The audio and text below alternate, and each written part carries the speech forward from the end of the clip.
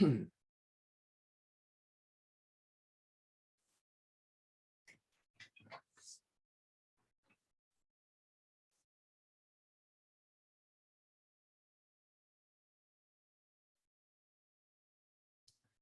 think my sound should be working. Yeah, it looks like it is.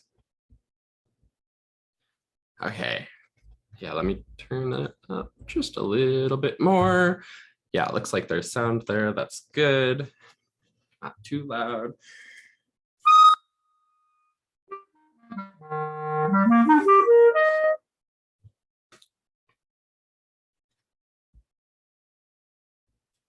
Okay. Excellent, excellent.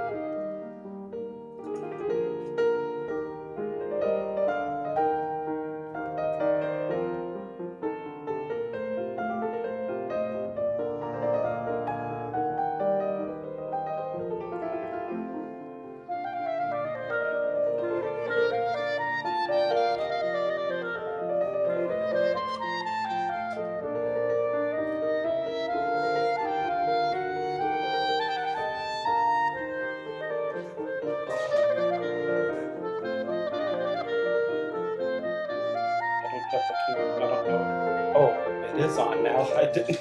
Oh.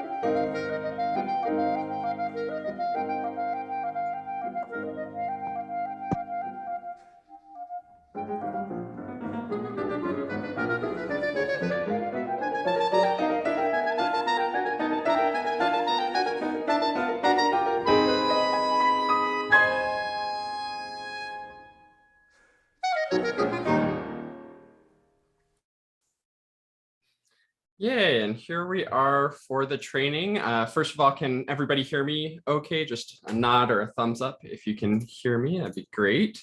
Awesome, good, good. We're off to a good start. A couple of things before we jump in. First of all, feel free to say hi in the chat. There's still a couple people trickling in from the waiting room, so I may be checking that periodically. I've also had some power and internet issues recently, so if I disconnect, I should be back shortly, so don't panic, but hopefully everything will be good with that. So let me just real quick make a note about the reed collapsing thing that we just mentioned, so I can get that in the Q&A, and then we'll get started.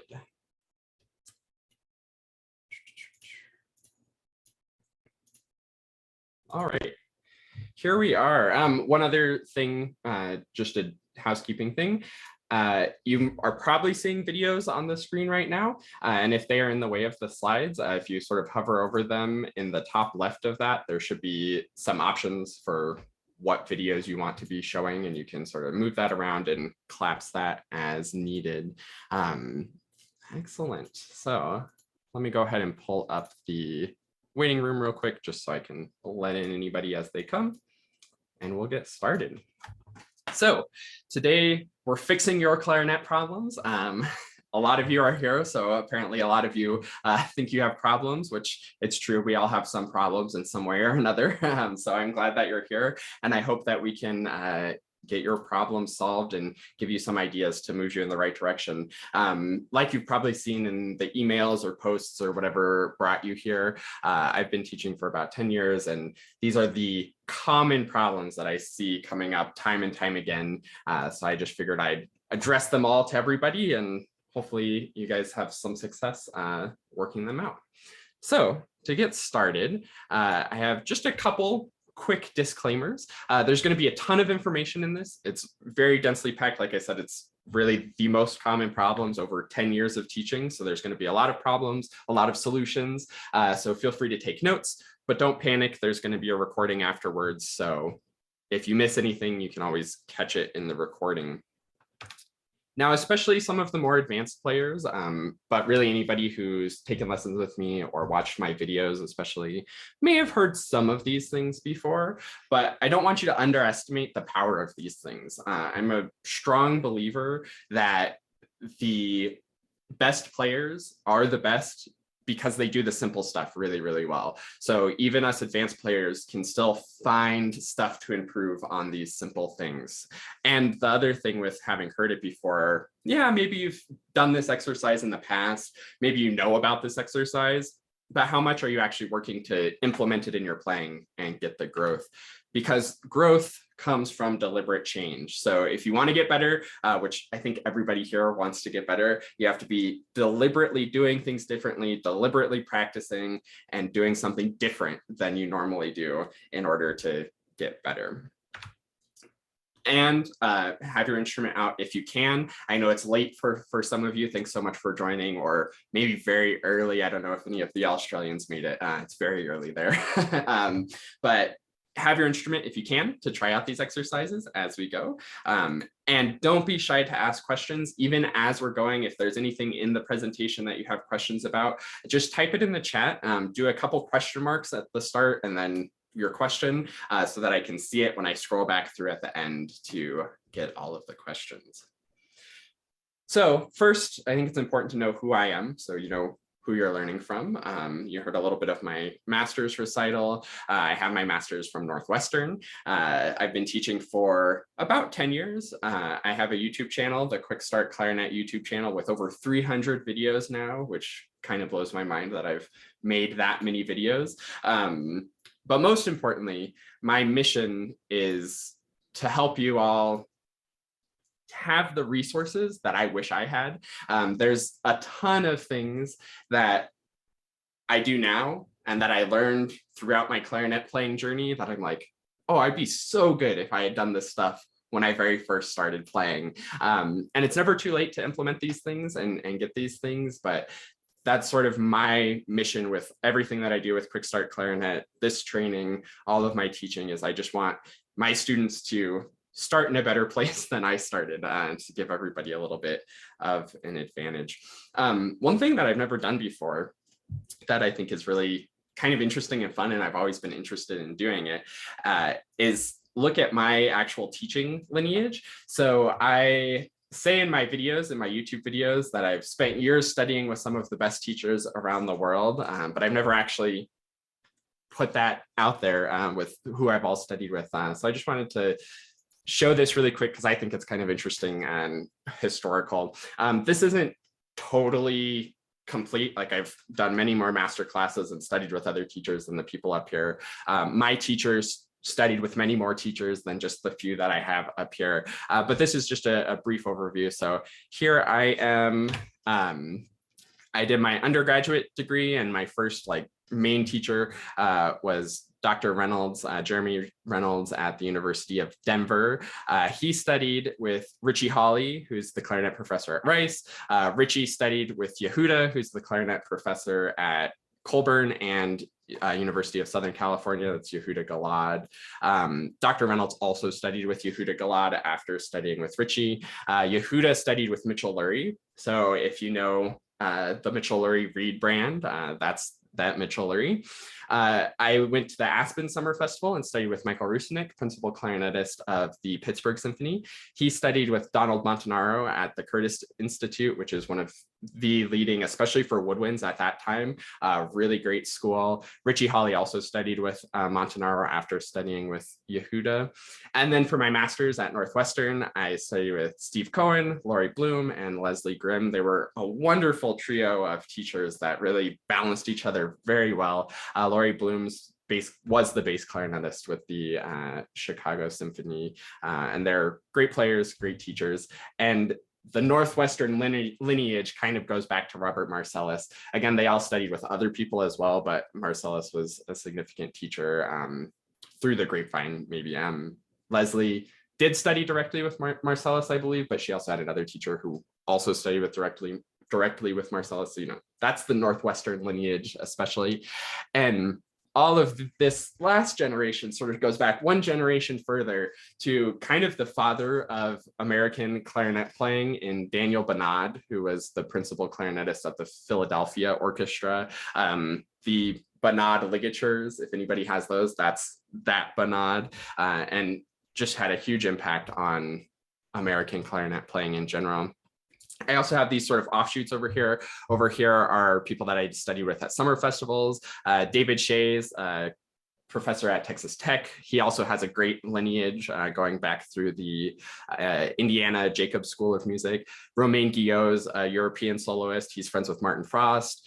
Charles Neidick, the professor at Juilliard. I studied with him at Domaine Forget, and we were supposed to have, I think, 2-hour master classes each day for a week with him. And he would always go over, and it was 4 hours of master classes. So I have 20 hours of Charles Neidick's teachings. So yeah, he has a lot to say, and was a good teacher for sure. And then these are people I've played in master classes for: David Schifrin, Richard Stoltzman, very famous. Joaquin Valdepeñas was also at Aspen. He's principal of Toronto, and Eric Mandat's a fantastic contemporary clarinetist. So that's just a little bit of my lineage, and a lot of the exercises that I'm going to be sharing with you today have trickled their way down through the generations, and have been working to help solve problems for many, many, many years now. So that's enough about me. Now let's talk a little bit about you. So I want you to think about this for a little bit. Don't just answer unless you know your answer, but I want you to come up with your clarinet problems. And actually, more specifically, I want you to come up with one clarinet problem and type it in the chat. What's the one thing that you feel like is holding you back, or the one thing that if you got it, everything would be better? I want you to be really specific about this problem, and go ahead and type it in the chat. Yeah. Laura mentioned reeds. Yep, reeds are a thing. Michael says intonation on high notes. Yeah. Oh, snorting while playing. That's an interesting one. Yeah, Lorraine mentioned that there's so few women that I study with, and it's true. I haven't had very many primarily like primary teachers, significant teachers. I have studied with several women, but not quite so primarily, unfortunately. I will say that Leslie, the one woman that was up there, fantastic teacher. Actually, she's potentially one of my favorites, especially for really good fundamentals exercises. I also, during my first quarter at DU, I studied briefly with Abby Raymond of the Colorado Symphony. She was great. In high school, I also at one summer festival briefly studied with Stephanie Zelnick. She is great. But yeah, unfortunately, not too many women. Hopefully that'll be changing. Susan says crossing the break. Yes, we're going to talk specifically about that. That's excellent. Joe says biting on high notes. Yes, definitely. Jody says tonguing too hard. That's another common one that's going to be in here. Candy says not consistently practicing. That's a good one that we might not specifically address here, but I do have some ideas on that. So if you want to bring that up in the Q&A, go for it, because I do have some ideas there. Awesome. Yeah, so like I suspected, we have a lot of problems that we can work out, but hopefully we'll get some good solutions to everybody here. Awesome. And the next part is a little bit more rhetorical, but what do you need to solve those problems? And this one, just you don't need to type in chat, but just again, reflect a little bit. Is it more practicing? Is it a clearer idea of what's good? Is it more honesty with what you're actually doing wrong? Is it maybe that you don't know what you're doing wrong? There's all kinds of things that you may need in order to solve these problems. One of which is how to actually solve a problem.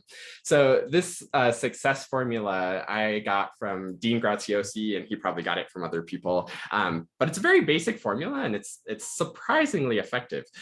So what the success formula is just this simple idea of kind of similar to goal setting, but just a little bit deeper than goal setting, where if you know what you want, and you're honest with where you're at, then you can figure out how to get from where you are to where you want to be. Very straightforward, sort of going from point A to point B. Now, a couple sort of disclaimers or caveats with this is you can do it wrong. You can have a sense of this and you feel like you're using the success formula, but you're not using it maybe as effectively as you could be. So one example of that is saying like, well, I want to be good at clarinet. I'm not good at clarinet, but I don't know how to get there. And the problem with that is you're not specific enough. That's why I said one clarinet problem. I'm sure you all have multiple clarinet problems that you can think of, but coming up with the one problem is going to be very helpful. So that will give you specificity so that you can say like, I want better articulation. Right now, this and this and this are wrong with my articulation. You can see how that makes it a little bit easier to figure out what steps you need. And a couple other things with this too is on the what you want side of things, be really, really clear with yourself. The more clarity you have about what you want, the better off you're going to be. So with that example of articulation, I want better articulation. That's specific because it's specifically articulation. But how can you have more clarity about what needs to be better on the articulation? Is it that the notes don't start well? Is it the sound quality goes bad when you start articulating? What exactly is there that you need in the articulation? And more importantly, on this side of the equation is what is good articulation? I think that's the thing that people often skip over is they think that their articulation is bad and they have things that they don't like, but they don't have a clear image or audiation sound in their head of what good clarinet's articulation actually is. So that's one thing that's really important, is to be really clear on what you want. Then on the other end of it, you need to be really honest about where you're at. I think the number one problem most people have is they just don't know the possibilities of how good it can be. I think maybe the second problem, especially if people aren't improving, is that they aren't honest with where they're at. They play and they're like, yeah, I sound good. I think that was fine. There's nothing wrong with that. But the more specific and honest you can be about where you're going wrong, again, with the articulation example, is the note coming out too slow? Is the sound quality bad when you articulate? Are the note endings not clean? There's a whole laundry list of things that you can be honest with yourself about there and see the difference and have that clarity and specificity of the difference between where you are, where you want to be. And then that makes it obvious what the next steps are. If the sound quality is bad when you articulate, then you need to work on keeping the sound quality good and so on. So think about this success formula whenever you're addressing any problems. And again, I think this applies to lots of areas of life, not just clarinet playing, but these are the things that are going to help you to get to the next step. And if you're specific, clear, honest, and then you do action and you actually implement the how part of things, then you're going to be in really, really good shape and start making progress towards your goals. So that's the success formula. Let's go on now to our first problem. So problem number one is sound quality in general. And this wasn't necessarily anything that people specifically wrote, but there are all kinds of sub problems of sound quality. There was airiness in the sound, shakiness, bad high notes is a really common one that I saw in the chat. So those kinds of issues all fall under the category of sound quality. So let's talk about what makes a good sound quality. I have this idea that I've been exploring in my own playing and with my students that I really like, and it's this tone equation. So what the tone equation is your tone equals the reed vibrations plus the resonance of the instrument. And this is very true all the way down to the sort of scientific physics of the instrument level, that it's the reed vibrating against the mouthpiece that sends pulses of air through the instrument. And that is what in fact makes the sound of the clarinet. It's those reed vibrations resonating through the instrument. So that's what it is. Now we need to get into how to actually make it better. So the first part of that is the reed vibrations. And the reed vibrations have a couple aspects to it. So obviously there's the reed vibrating. The reed is part of reed vibrations, obviously. The embouchure is another big part of that. The whole role of the embouchure, the way that you put your lips onto the instrument, is all about facilitating reed vibrations and getting the reed to vibrate better. Because again, the better the reed vibrations, the better the tone. There's that direct relationship there.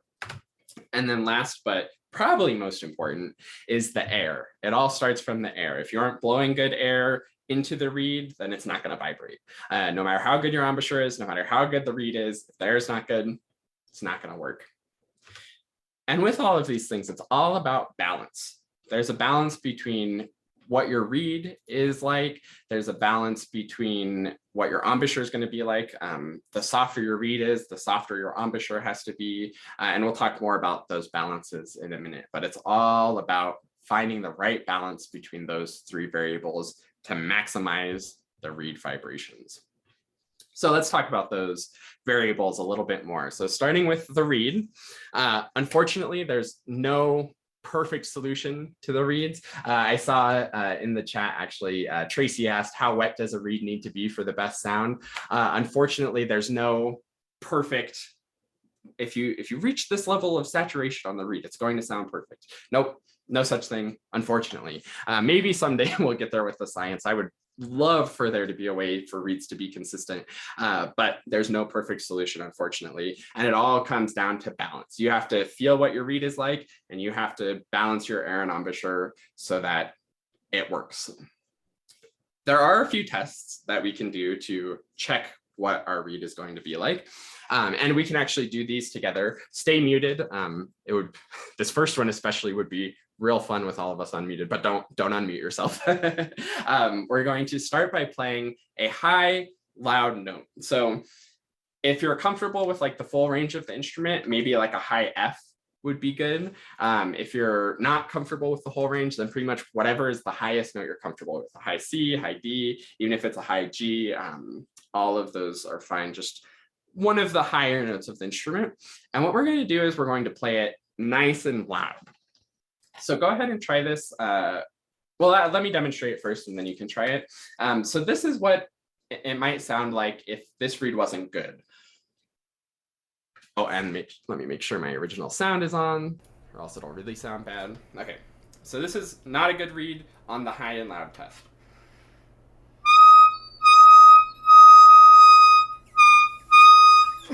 So I'm trying really hard to play loud, but it's sort of collapsing a little bit. And this is what we were talking about with the reed collapsing. Like I'm pushing air, I'm blowing really hard at the reed, but it's just sort of pinching off. It's not letting those high notes be really full. And this can also be a general indication of bad reed if your high notes are always really thin and really tight. So go ahead and I'll give you like a second to try playing a nice high loud note and feeling, is the reed holding up or is it pinching off and collapsing?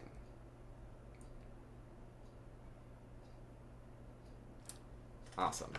So if it is pinching off and collapsing, then that means that your reed is too soft. Another way of looking at it, again with the idea of balance, is that your embouchure is too strong for your reed. So if your reed is soft and then you really squeeze, then it's going to come out thin and pinched on those high loud notes. But it's a good indication that your reed is too soft if that's happening all of the time. Now the opposite test of that is to do soft throat tones. So let me demonstrate that real quick. If you don't know, throat tones are like your G up to B flat. So I'm just going to play those as soft as I can. And if you get something like this,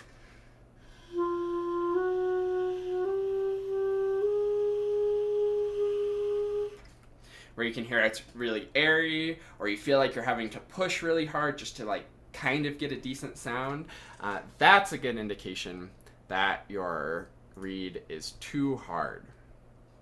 Now you'll notice that this was the same reed for both of those tests. So is this reed too soft or too hard? Because I just demonstrated on the test that it's too soft and also too hard.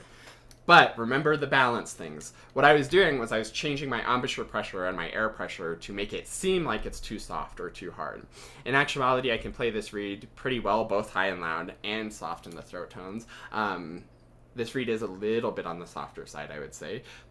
But you can see by changing the embouchure, it created different results. And that's an important thing to remember, is that yes, the equipment matters and yes, your reed matters, but the embouchure and the air matter equally as much. And a good player who has really good flexibility of the air and embouchure can make most reeds and setups work.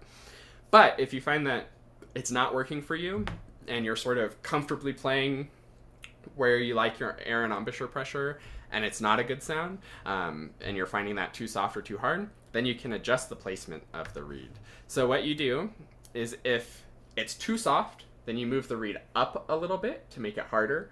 And if it's too hard, then you can move the reed down a little bit to make it softer. So, cool. I just changed my video. Is it still showing my screen though? Again, you can just nod if you're still seeing the screen mainly, yeah? Hopefully. Or is it showing my video mainly? Okay. Let me unspotlight it and see. And I'll just leave it like that. Cool. So, up if the reed needs to be harder, down if it needs to be softer, up if it's too soft, down if it's too hard. And of course, you don't want to overdo it. If you move too far down, then it's not going to sound good. If you move too far up, it's not going to sound good. Again, it's all about balancing and finding the sweet spots.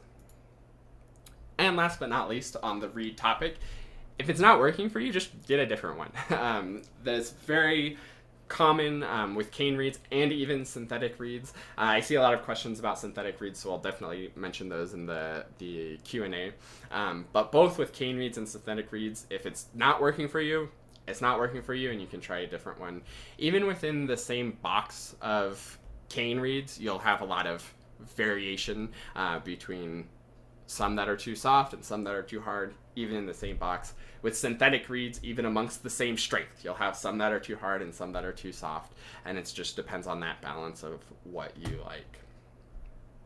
So that's the reed. The next variable there is the embouchure. So this is a wonderful graphic that I got from Cornel Volak's website. He's really great. He's done a lot of research and very cool scientific stuff with the embouchure and the tongue, especially. So definitely check out Cornel Volak if you're very interested in very scientific and nerdy reed discussions. But let me talk about the embouchure's role in the vibrations of the reed.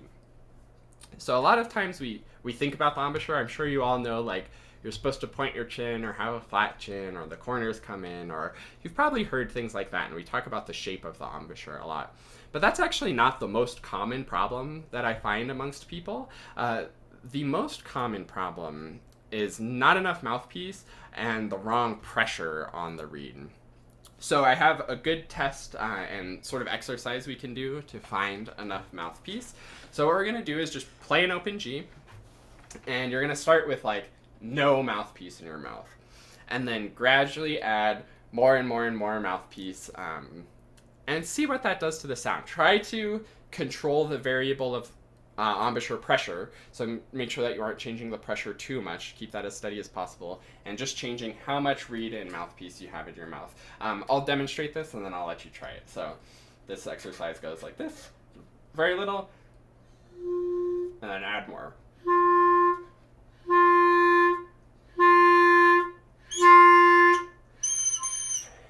And eventually you should squeak. So give that a try. Start with very, very little, and then gradually add more and more.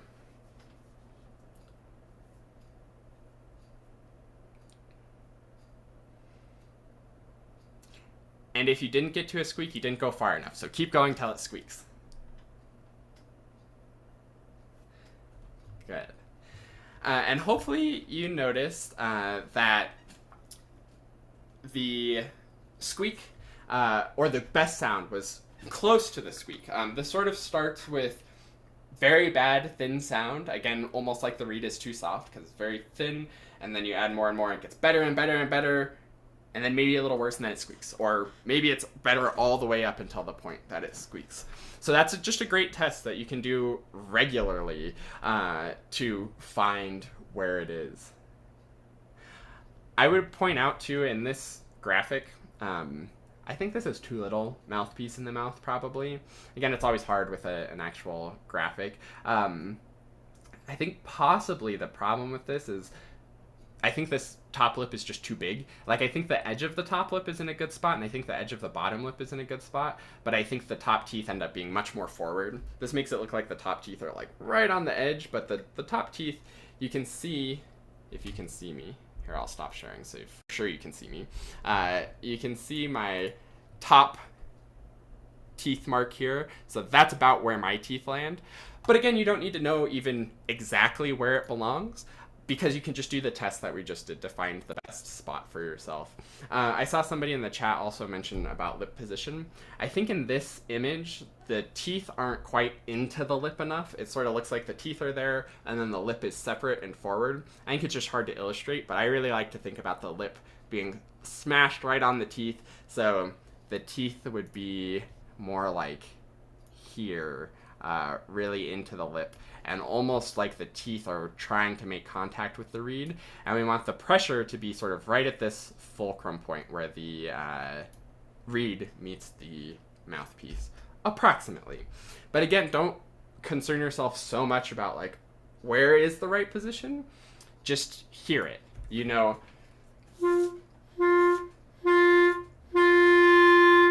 that sounds pretty good. That sounds pretty bad. So just find where those sweet spots are. Oh, I do want to address this too while we're here. Jody says if you put so much mouthpiece in your mouth, doesn't your tongue hit too low on the reed? Yes, if your tongue doesn't move as you're adding more in. Having more reed and mouthpiece in your mouth might actually be really helpful for the tongue position, because the tongue position we want is sort of high and back in the mouth. So if you have a low tongue position and you add more and more reed, then you're going to end up hitting down here. But if you add more reed and mouthpiece in your mouth and then keep the tip of your tongue at the tip of the reed, then that's going to get you a lot closer to touching the tip of your tongue to the tip of the reed.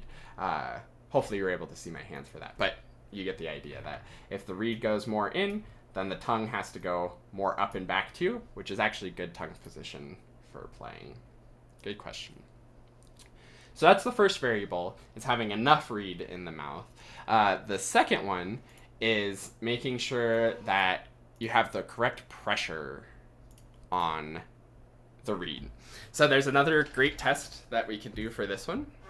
So what we're going to do is try to find the sweet spot for where the amount of reed was in your mouth. You're going to stick with an open G and start with like no embouchure pressure at all. Still strong air, correct embouchure placement. We're trying to control those variables, and then the variable that we're experimenting with is embouchure pressure. So I'm going to, actually I'll stop sharing again so you can see me big. I think that'll work the best. So I'm going to play an open G, and then I'm going to sort of show you how much my embouchure is clamping down, and we're going from no embouchure at all to so much biting that the sound stops. So that would sound like this.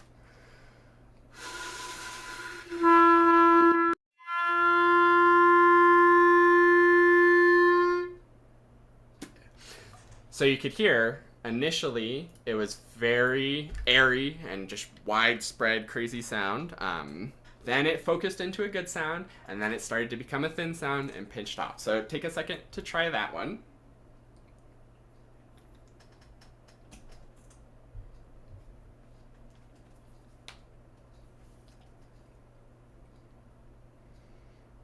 Oh, that's great. I see Alan in the chat says, I didn't squeak with a lot less in the mouth. So it looks like Alan was doing the opposite problem of most people don't put enough mouthpiece in your mouth. And this is just a good general tip too. Generally, people will be better off with more mouthpiece. But if you are squeaking all the time, you may have too much. So that was great.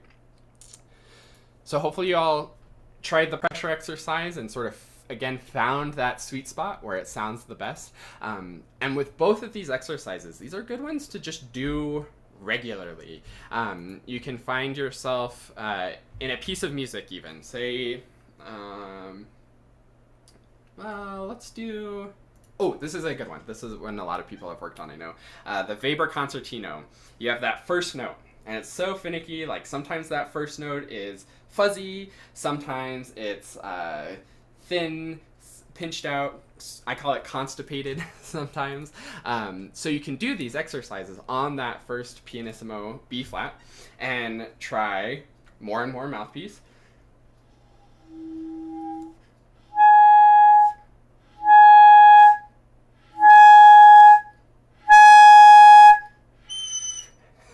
And find the sweet spot for how much reed you need in your mouth for that. And even better for like playing soft in general too is the pressure test to find what's the right amount of pressure to get exactly the volume and sound quality that you want. So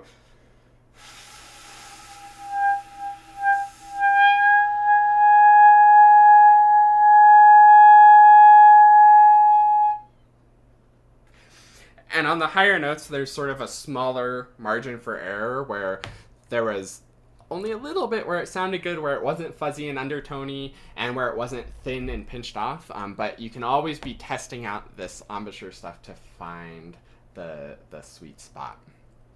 So that's the embouchure part of reed vibrations. And remember that the goal is to get the best and most reed vibrations, the most vibrant vibrations of the reed that you can get. Lori asked, how are you changing the pressure? That's a good one. So again, with the idea of controlling variables, we want to keep the lip on the same spot. And the way we're changing pressure is just jaw pressure. So literally biting. You start like ohen and gradually close down your jaw until it completely pinches out. So that's the embouchure. Now the last one is the air. And again, this is probably the most important part of the whole equation, because if the air is not there, then it doesn't matter how good everything else is. So what we need for the air is, I like to think about aiming at a little bullseye. A lot of times we will, or a lot of beginners especially, think that you're blowing air through the instrument and that you should be sort of aiming it down.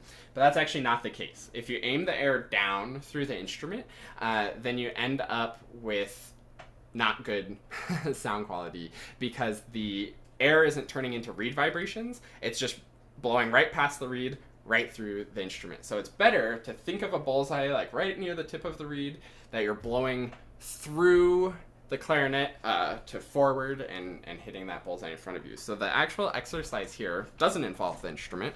And what we're going to do is blow our bullseye air at our hands. So go ahead and try that. Just put your hand in front of your face, not too far away, pretty close is better, and then blow at it as if you're playing through the clarinet. You can sort of make an embouchure and pretend you're playing.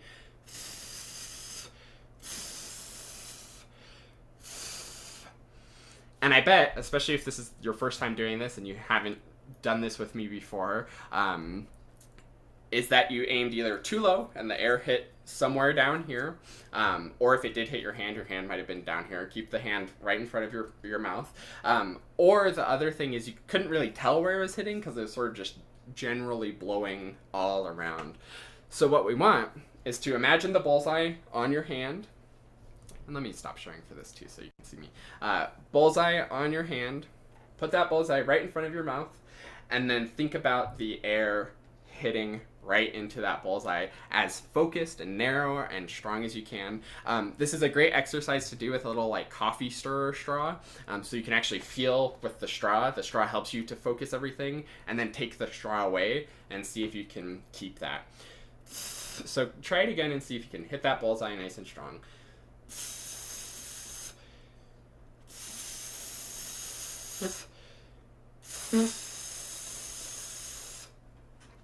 If you're having problems trying to get it aimed in the right spot, try moving your jaw back and forth. Don't move your head up and down. That's cheating if you move your head. But it's the jaw position that's actually going to determine where the air is hitting. So try this. Try fanning the air around. So maybe you start high or maybe you start low, but see if you can make the air go up and down without moving your head or without moving your arm, just the jaw. Hopefully you can see my chin sort of going back and forth. So that's the bullseye breath support exercise. And when you bring that to the clarinet, you can really hear a difference. So I'll sort of show you my air with my finger where I'm aiming, if I'm aiming low or at the bullseye.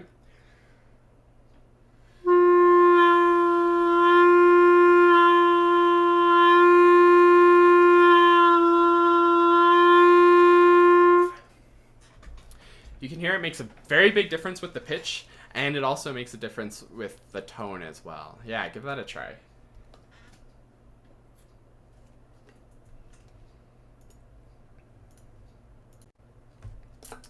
So that's the bullseye breath support. The one other part about the air is, again, with this idea of keeping everything in balance, we want to work with the reed here. It's very possible, again, if your reed is too soft, it's actually possible to use too much air and you sort of overwhelm it and it just can't vibrate because there's just so much air going at it, it just sort of pins the reed down. It's also possible, if your reed's hard, that you're going to need more air than normal to make it work. So you have to find that balance, work with the reed. The embouchure pressure plays a role in it as well. You know, just to be really spell out this balance thing, it's basically, it's all directly correlated. So the softer the reed, the less embouchure pressure, the more gentle you have to be with the air. The harder the reed, the more embouchure pressure you can do, and the more air that you need. Yeah. So that's the bullseye breath support. Now, another idea that I really like to sort of assess where my sound quality is at, this is a little bit independent from the reed vibrations, but how the reed is vibrating, it impacts this. But this is sort of my go-to test for how good is my sound actually. And the goal is to have a clear and full sound. And sometimes those are kind of contradictory to each other. To clear up the sound, we need a firmer embouchure. But if the embouchure is too firm, then we get a thin sound. So you have to find that Goldilocks zone where it's clear and full. So let me demonstrate a few notes with this. So I'm just going to do open Gs because I think those are good. We have this note.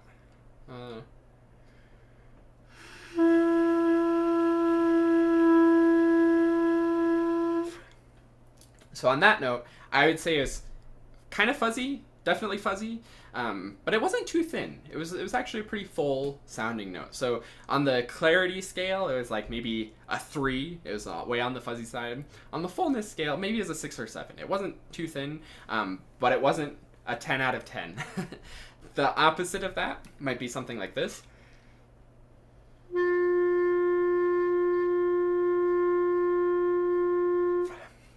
So it's a very clear sound. That one was actually maybe an 8 on the clarity, but it's a pretty thin sound. Again, like maybe 3 or 4. It sounds like kind of tight and constipated.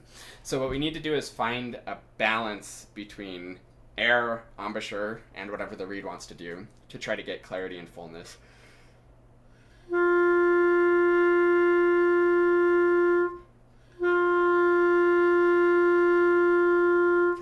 So that one I think was around an 8 or 9 for both clarity and fullness.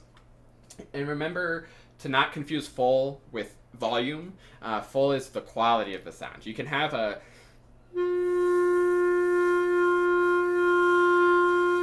That was like a decently loud note, or at least it felt like I was working really hard to make it loud, but it's still a really thin sound, as opposed to... or even softer. That's a quite soft sound, but it's still full and rich and resonant. So that's a great little tip there. I want to give you one other bonus tip. I wasn't planning on including this, but I think this is important to know, is how you get the clarity and how you get the fullness. So fullness is all about how much pressure is on the reed. So that embouchure pressure test, you could tell when we put too much pressure on, it got really thin and pinched off. So we want not a lot of pressure on the reed.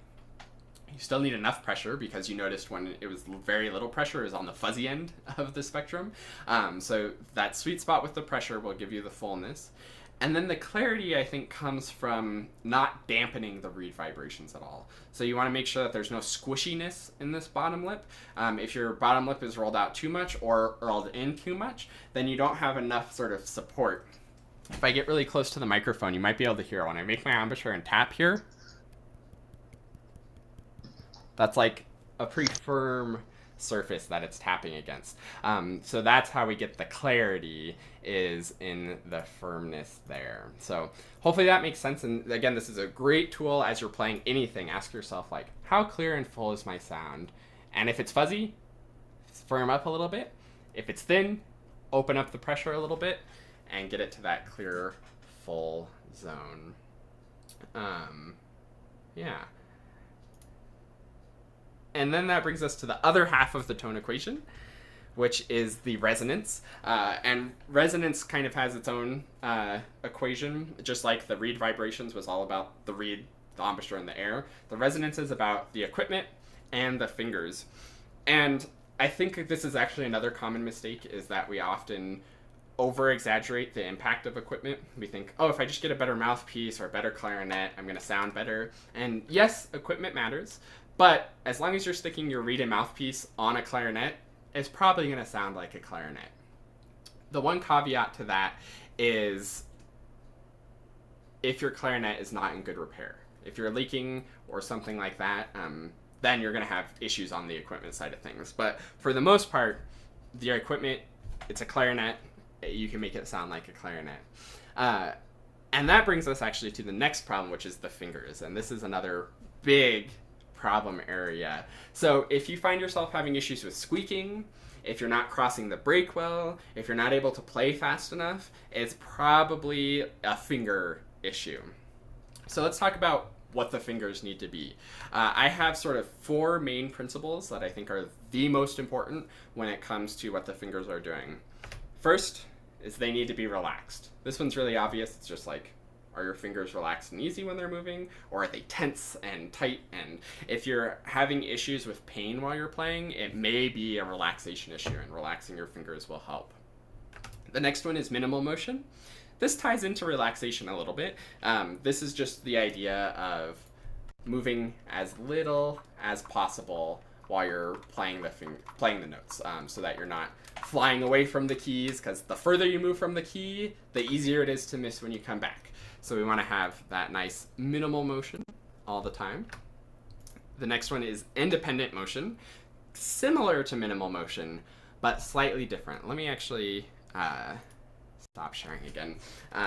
For minimal motion, or for independent motion, this is the idea that when one finger is moving, only that finger is moving. This becomes an issue a lot on the pinkies, where maybe on this one, I'm good, but then I move to E flat and you see how the ring finger is moving with the pinky. And then I'm actually uncovering this hole, and then I'm gonna get a squeak because I'm leaking from this hole. So you wanna make sure that as your pinky is moving around the keys, the other fingers aren't moving at all. Another important part of independent motion, especially related to tension, is to make sure that, like, if I'm moving this pinky again, we'll say, I don't need to be squeezing tighter and tighter and tighter with all of the other fingers. I can just move this pinky on its own, and the other fingers can stay relaxed. I'll say the last one too, which is precise coordination. So what this has to do with is when you're moving from note to note, you're coordinating. Just sticking with the sort of pinky problem zone, this often happens going like F to A, or A to F, or E to C with the register key, where you get a little extra note.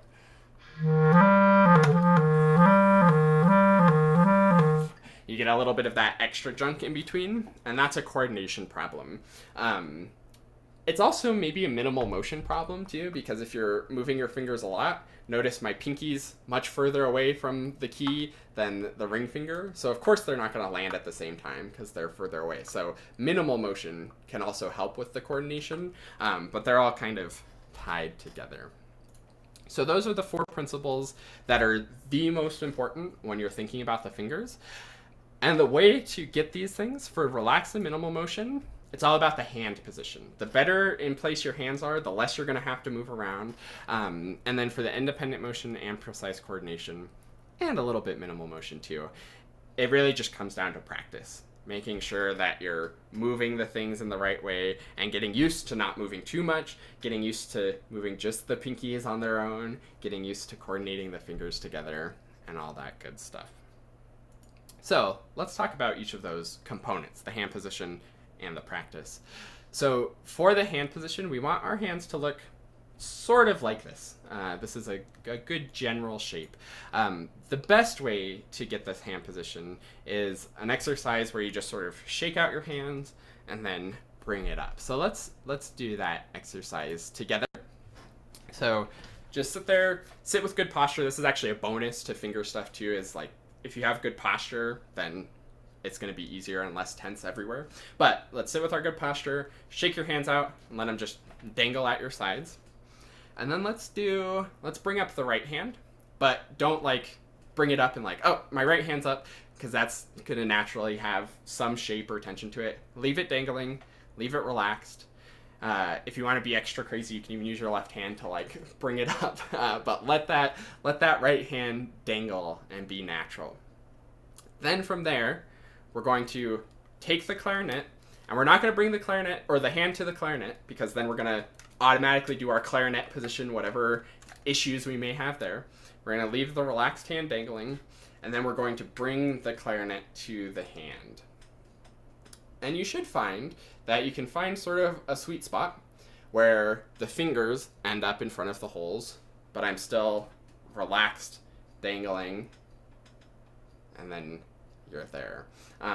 Luckily, the clarinet is ergonomic enough that with both hands, you can do that. Have it relaxed, bring the clarinet to it, and land in front of the holes with a generally relaxed hand shape. You may notice on either hand, actually, that the thumbs might be a little bit different than you're used to. I think a lot of times there's a misconception that, like, well, the thumb rest is perpendicular, so I should probably put my thumb perpendicular, and I'm going to put it on the knuckle because that's the most comfortable. And then you get to the instrument and your fingers are all curved up and don't have that natural position. Already this is hurting my thumb with it being so perpendicular and putting so much pressure on that joint.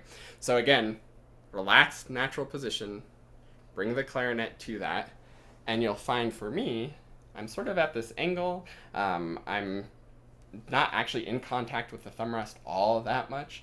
It's just there. It sort of rests on, I have a nice sort of callousy gross thing on my finger from where that rests there. And this is a natural position, so I have a lot more support. I think I remember learning in geometry way back in the day that like triangles are good, so you have sort of that triangle support there that helps. Same thing with the left hand. If you have your relaxed natural position, that's also a little bit more angled than you might think. It's not perpendicular, and that's going to make it easier to hit the register key too. So there's all kinds of benefits to the fingers when you have your nice natural hand position. A couple other points when it comes to hand position is kind of arm position. So you want to make sure that your wrists are coming in mostly straight and that your elbows aren't doing anything weird. Let me just demonstrate some weird things that can happen sometimes. So we have our good hand position. The fingers are good and natural and curved. But if we point our wrists up too much or the clarinet's going down, then that's going to make it hard to reach the keys. Vice versa, if we go this way, it's going to make our fingers all cramped up. So we want to natural hand position straight onto the clarinet with more or less straight wrists. Same thing with the elbows, just be normal. Some students are like very timid and hold their elbows in too much, and that causes some wrist tension. Definitely if you're too far out, then that's going to cause wrist tension or cause over or under rotation of the fingers on the clarinet. So just be as natural as possible when it comes to holding the clarinet. Awesome. So that's your general hand position. Now let's talk about practicing, because that's important too. So this crossing the break exercise is first of all going to help you if you have problems crossing the break, which a lot of people have issues crossing the break. It's also really helpful for targeting these 4 principles of hand position and fingers. If you can cross the break well, that's pretty much the most complicated finger motion and finger coordination that takes place on the instrument. So it's a good thing to be able to do. So what we're going to do is we're going to have those 4 principles in mind. So starting off, we're going to get in position for this high B in a nice, relaxed, natural way. Try to, even if this is the first time you thought about being natural with your hand position, it's totally different. Try to find that natural hand position. Be nice and relaxed there at the B. Then we're going to go to the A, and we're going to think as little motion as possible. So going from B to A without moving our fingers very much at all. And then the independent motion of it really comes down to hitting the A key. Let me show myself big again. This is a common independent motion issue area too, where we go to that A key, and in order to get our finger to the A key, we end up moving the whole wrist and lifting up a lot, and then these fingers are really out of position and moving too much. So we got to be nice and independent with this finger doing the work to get to the A key, not the whole wrist or the whole arm getting to the A key. And then of course the precise coordination just has to do with landing everything at the same time. This is also very common. If you find yourself squeaking crossing the break, a lot of times it's because this first finger is too slow and you get... And if you don't cover that hole right away, you're actually kind of fingering a higher note. That's very easy to squeak on. So let's try the exercise. And what I want you to think about is you're on the B in a relaxed, easy way, as little motion as possible to the A, as little motion as possible, right back to where you were with the B. So let's give that a try, and we can do this together. Again, stay muted, or else it'll sound bad with the delay. But let's try this. Relaxed B. 1, 2, ready, go.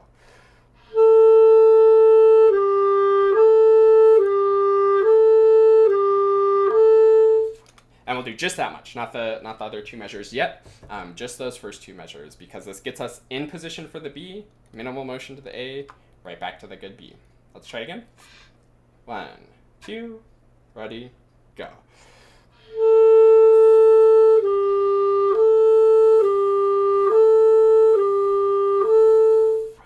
Whoops, sorry. So there's that. Let's do it one more time, and this time let's do it even slower, so you have even more time and space to think. This is a great tip and advice, like going slow is your best friend. The more time you have to process everything, the more you're gonna get processed. So let's try it one more time, real slow. 1, 2, ready, go.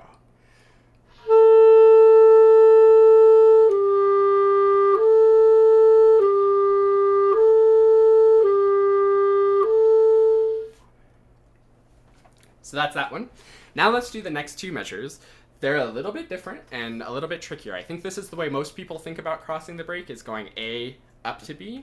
But by starting on the B, that gets our fingers in that good B position. Now hopefully by doing that a few times, you've memorized where that B is and where your fingers need to be for that. So now you can go from A to B and find that good B faster. So let's try that second exercise a couple times. 1, 2, ready, go.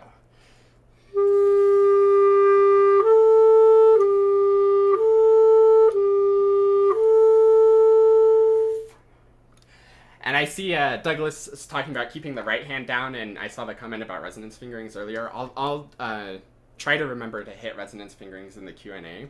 But for this, I actually want to do no resonance fingerings. Yes, if we were using resonance fingerings, it'd make the A sound a little bit better. It'd make it a little bit easier to cross the break. But right now, as a finger exercise, I want to force us to coordinate all of those fingers, because if we can coordinate them all, then once we throw in the resonance fingerings, it'll be easy. So let's try that a few more times, and if you have been using resonance fingerings or keeping your right hand down, try without it and see if you can still find that good easy B. Let's try that. 2, ready, go.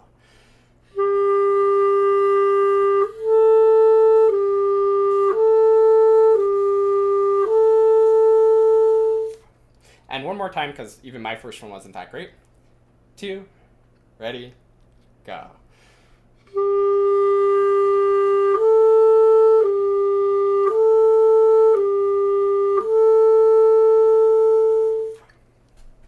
So that's crossing the break. I hope that this felt easy, and hopefully was maybe some of the easier times you've crossed the break. But if you just keep those fingers relaxed, keep the hand position good, it's no problem. All right, the next one. These finger flexibility exercises, this comes from my method book, The Next Generation Clarinet Method. These are very much one of the exercises that I wish I had started doing much earlier in my playing career, because they're perfect for really thinking of these 4 things. Minimal motion, you're just moving sort of one finger at a time, so you can really dial in on that one finger to make it independent. You can make sure the other fingers are staying relaxed, and of course the coordination is imperative on these. So one secret is do many repetitions. So I'm gonna just start us off on this first measure. We can do it together, and we're going to repeat a lot. Just sort of keep playing along with me. And as you're playing, think about how precise is your rhythm. Rhythm is a really important part of finger coordination. If you're not moving your fingers exactly in time, then it doesn't count. Think about how relaxed, minimal motion, independent motion, and precise coordination, like we've been talking about. So let's give this one a try. And again, just first measure, repeating many times on just the first measure. 1, 2, ready, go.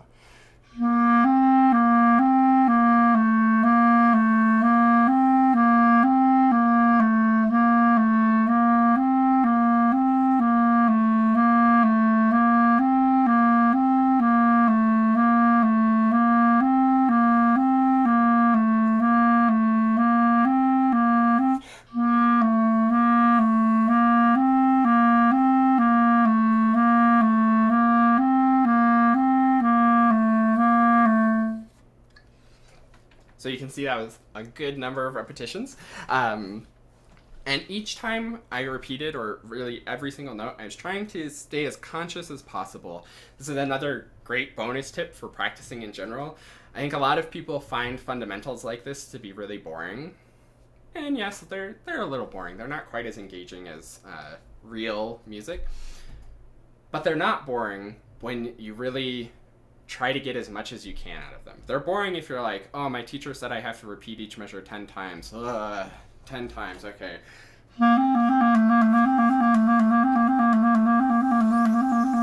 Okay, I think that was 10 times. I'm gonna go on to the next measure. You're not gonna get anything out of it if you do it that way. But if you do it, I'm going to play this measure until I'm confidently playing in time, and all the relaxed, minimal, independent, precise coordination, all that stuff we've been talking about. And don't worry about how many times you do it. Do it until it's good. The simple stuff with good quality is infinitely more important than really anything else that you can be doing. So that's the fingers. Just a quick overview of some of the common problem areas. So if you wanted to do some finger flexibility exercises of your own, you can sort of address these areas. The ring fingers are common because the ring fingers are the biggest holes for each hand, and the ring finger is not the biggest finger on each hand, so it's very easy to like miss just a little bit, or if you're stretching, you can slide around and leak a little bit from the ring fingers. So if you're squeaking, check in with the ring fingers. The pinkies, like I've mentioned kind of a lot, is that you just have to move them around a lot, and it's easy for that to impact other things. So check in with your pinkies. This is another fun bonus exercise that I've been doing with some of my students, where you hold your hands up and then see if you can bend the pinkies without bending the other fingers. I imagine that's kind of tricky. And if you can do that, then extra bonus, see if you can move your pinkies in circles without moving the other fingers, which is quite a challenge, but that's a great thing you can practice away from the instrument, so that when you come to the instrument, you can move the pinkies around without slipping that ring finger off of the hole. And then the throat tones and side keys are kind of in their same category, where when you go up to the throat tones, if you're rotating your wrist, then these fingers are getting away from the instruments, or the holes of the instrument. So you want to independently use the fingers to hit those side keys and throat tones, and not be moving all over the place. And that brings us to problem number 3, which is articulation. I saw a whole lot of articulation problems when I asked in the chat. So articulation problems come down to having too heavy of articulation, getting sort of that thuddy articulation, having those grunts or undertones on the high notes, and sometimes just general speed as well. So first I want to do a quick overview of how to actually tongue with our lovely graphic from Cornell Volak again.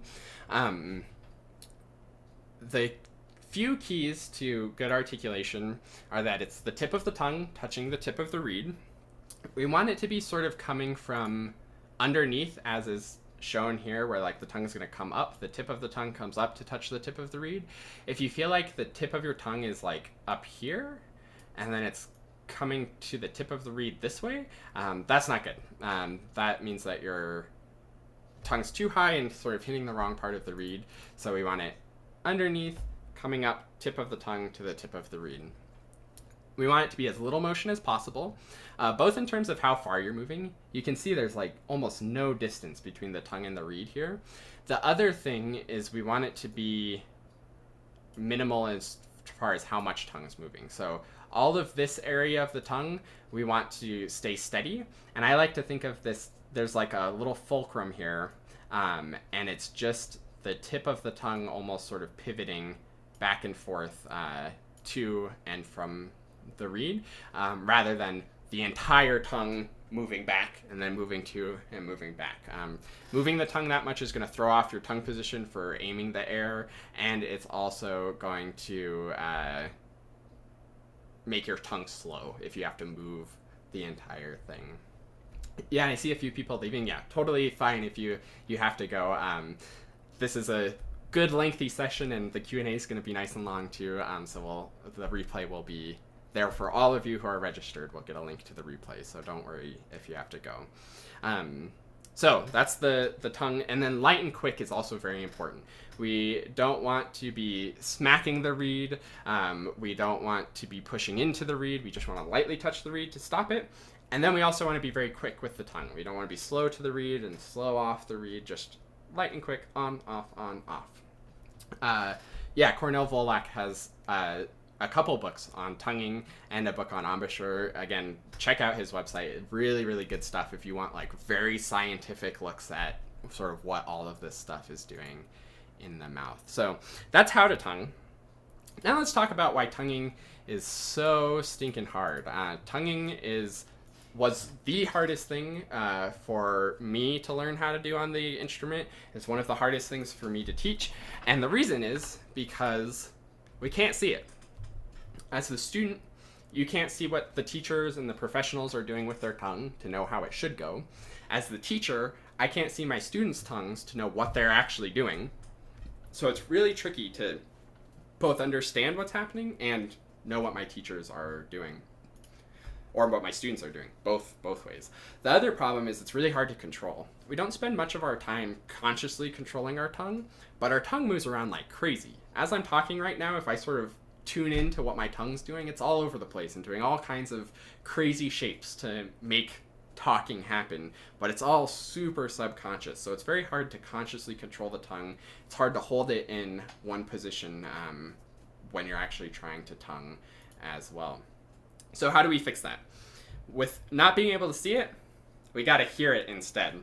So these are some adjectives that I often use with my students and my teachers have said to me, and you've maybe heard this from a teacher or thought this about your own articulation, because they're pretty common. The first one is thuddy, which I think I actually saw somebody mention this, or just too hard, where you get that sort of thud and then it articulates.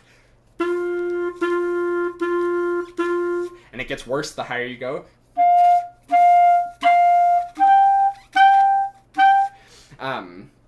Very common. And the problem here is the tongue's too firm and you don't have enough air. So what I mean by the tongue being too firm is that it's hitting the reed too hard. So you're missing that lightness of the tongue, and maybe you're even pushing off of the reed as you release. So it's really hammering onto the reed. I think probably almost everybody's heard that your tongue has to be light or that your tongue is too firm. But the air part of the equation is very, very important. Even if your air, or even if your tongue is super duper light, you can still get kind of a thud if the air isn't quite right. Maybe something like this.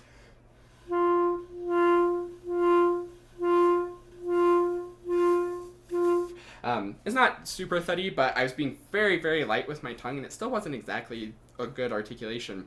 And it's because the air isn't there behind the tongue. So when the tongue is too firm and there's not enough air, we hear the tongue push off the reed, and then we also have a delay before the air starts and before the sound comes out. So we get... So you hear the tongue a little bit too loud because there's not air to make the sound come out right away. Now for lazy articulation, lazy and mushy are sometimes a little bit interchangeable, but this lazy is where, just like I was mentioning with the sound not coming out right away, maybe your tongue's okay, but you get like a weird start. Maybe it's like sort of mushes into the note, or sort of just feels like the notes are being very lazy coming out. Something like...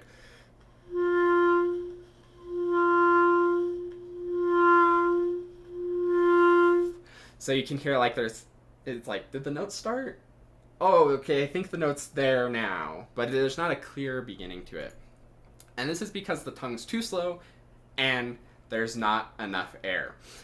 So this is happening where the tongue's gradually coming off, so the air isn't in the right position, the tongue isn't in a good position to get the air going right away, because the tongue's moving very slowly, and you get that sort of gradual shape into it.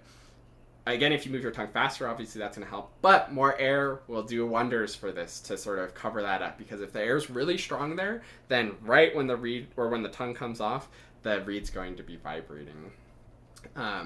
Allison said, could the reeds be too soft as well, both with thuddy and actually maybe with lazy too? Yes, the reed being too soft is certainly a part of it.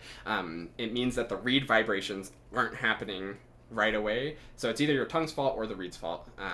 Classic clarinetist to blame it on the reed, but I think it's always a balance, right? It's somewhat the tongue, somewhat the air, somewhat the reed.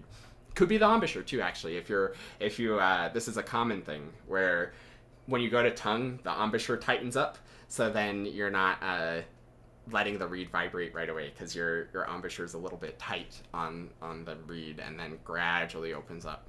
Yeah. So there's always more than one variable. Now mushy is like there's no separation between. So this is the tongue being too light. This sounds like this.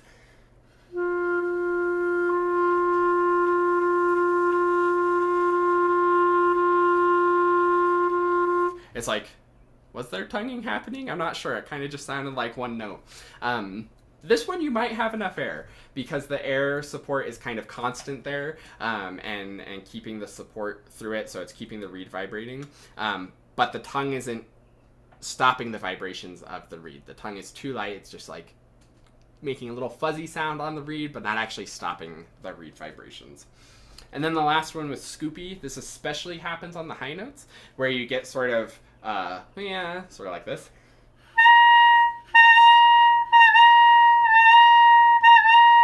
Where the pitch sort of drops and then comes up.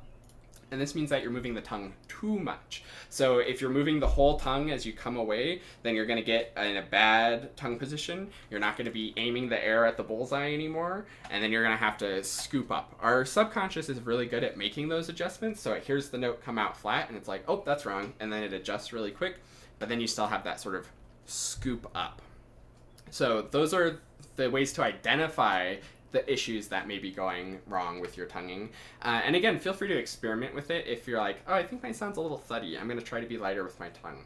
Okay, I think that helped some. Now try more air. There, you got it. Or maybe, okay, now let me try more air. Oh, but now it's like a little mushy. Maybe the tongue's too light. So you have to find the balance always. So to address not being able to control it, that's something that we have to practice, and practice being independent with the tongue. And of course I have an exercise for this. And I think this is not an exercise that I really got from any other teachers. This is kind of one that I came up with myself that works really well with students. So I call this long tone articulation. The quotes are very important because we're not actually thinking about articulating at all in this exercise until maybe the very end of it. What we are thinking about is playing a long tone. Because remember, the issue is that the tongue needs to move independently from the air and embouchure.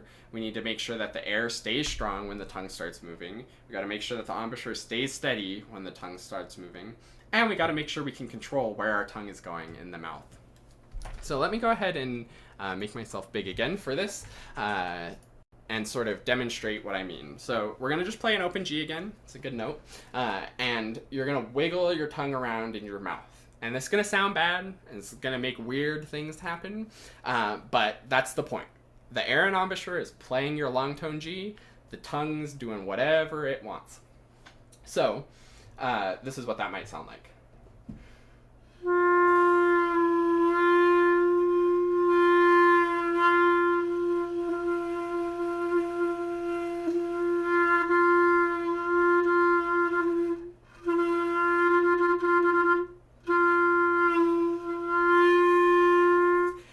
So you see I'm sort of wiggling all over. Yeah, try that a little bit. And if your tongue happens to touch the reed, that's totally fine. The tongue can touch the reed. You can even experiment with how the tongue's touching the reed. Touch the reed in weird places. But don't think about articulating, because once you think about articulating, then everything's going to change. You're just playing a long tone and letting the tongue move freely. So give that a try.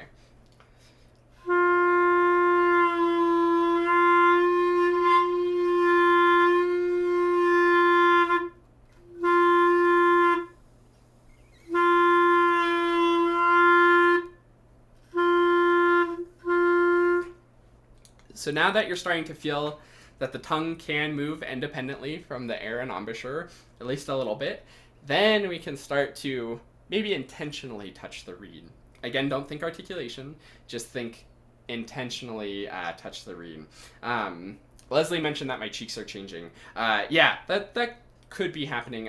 Maybe the embouchure does move a little bit. The embouchure and the tongue are like very closely related, so it's hard to keep it truly independent. Also, my cheeks might be moving like as I'm moving my tongue all the way around. It's going to change the direction of the air and things like that. Bonus problem, if you find yourself puffing your cheeks a lot, it may be because you're aiming the air too far back. And if you think about the air going a little bit more forward, again, having that forward tongue and moving that forward that way, that'll keep the air from going into your cheeks and keep it moving forward. Randy says that they have intense tickling when my tongue touches the reed. Yeah, that's great. I have a different exercise called tongue tickles. That's also in my method book. That's kind of similar to this. It's really good for working on a light tongue where you actually go for that tickly sensation.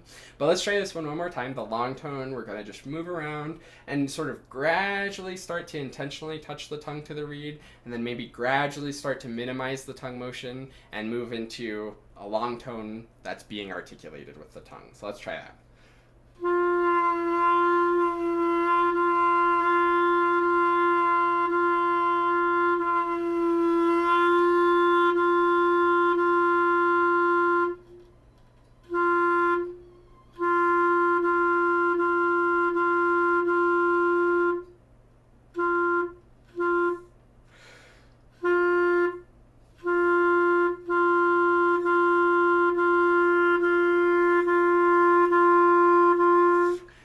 And eventually you can start to morph that exercise into actually articulating, making sure that the air is staying strong, the embouchure is staying steady as you tongue.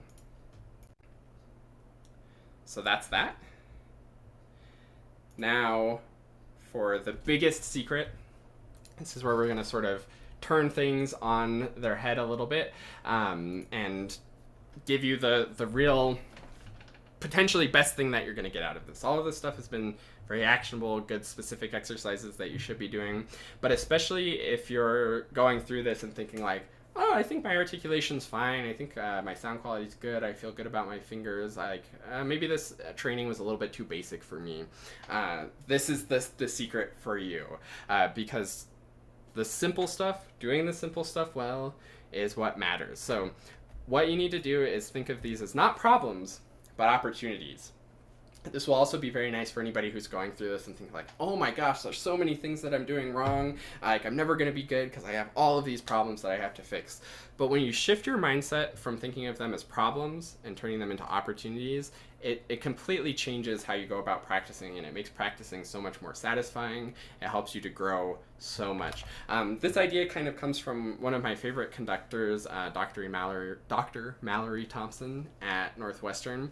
In rehearsals a lot, she would be like, oh, we got to fix this, or like, oh, that was a problem. And then she would like catch herself and be like, no, it's an opportunity. It's not a problem. I remember, I think I was playing E-flat clarinet, and I had a lot of tuning opportunities, not tuning problems, but opportunities. So I think we spend too much time thinking about like, oh, this is a mistake, or like I'm doing everything wrong. And that's just like not a fun way to go through clarinet playing or really life in general. And mistakes are very finite. It's like, it's right or it's wrong. You do it wrong until you do it right. And then it's like, okay, I'm doing it right. I did it. But it's kind of unsatisfying. There's actually some research about like dopamine in our brains, and it says that going for the goal is what gets us the most excited and most motivated. But oftentimes reaching the goal is when the sort of dopamine stops and the excitement stops. And thinking of these things as problems and mistakes makes them seem finite. You either are doing it right or you're doing it wrong. But opportunities, on the other hand, are infinite. And this is where if you're like, oh, I think my articulation's fine, articulation's still an opportunity for improvement for you. Every single one of these things that we did today are things that I do to work on my playing. These are things that I think everybody should be thinking about in their playing. Even the professionals think about these things. So thinking there's always another opportunity, there's always another way that we can make it a little bit better. And maybe some days you get a lot better, maybe some days you step back a little bit. But again, if it's a mistake, then you're like, oh, I thought I was done making this mistake. I thought I fixed this problem. And that feels bad to go back to making that. Whereas if you're thinking it's always an opportunity, it's like, oh, my articulation was a little bit better yesterday. Maybe I can try to make it better today, or work a little bit to make it to that next level more consistently. It's always an opportunity. So that begs the question, sort of, how can you go deeper with these things when you're practicing?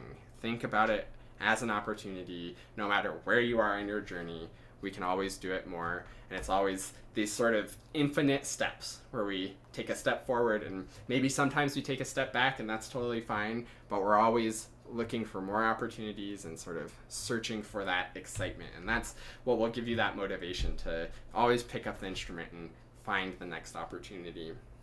One last story that I want to tell about this idea, Pablo Casals, who's a very famous cello player, years ago, he was actually, I looked this up just before, he was nominated for a Grammy. He never won a Grammy, but he was nominated for one of the first Grammys, the very first Grammy Awards. So very, very well-known, very famous soloist with lots of orchestras, fantastic player. And in his 80s, he would still practice really regularly. I think I've heard stories that he did all of the Bach cello suites like every single day or every single time he practiced. And there were several times that he was asked in interviews, like, why are you practicing so much? You've already had this like incredible career.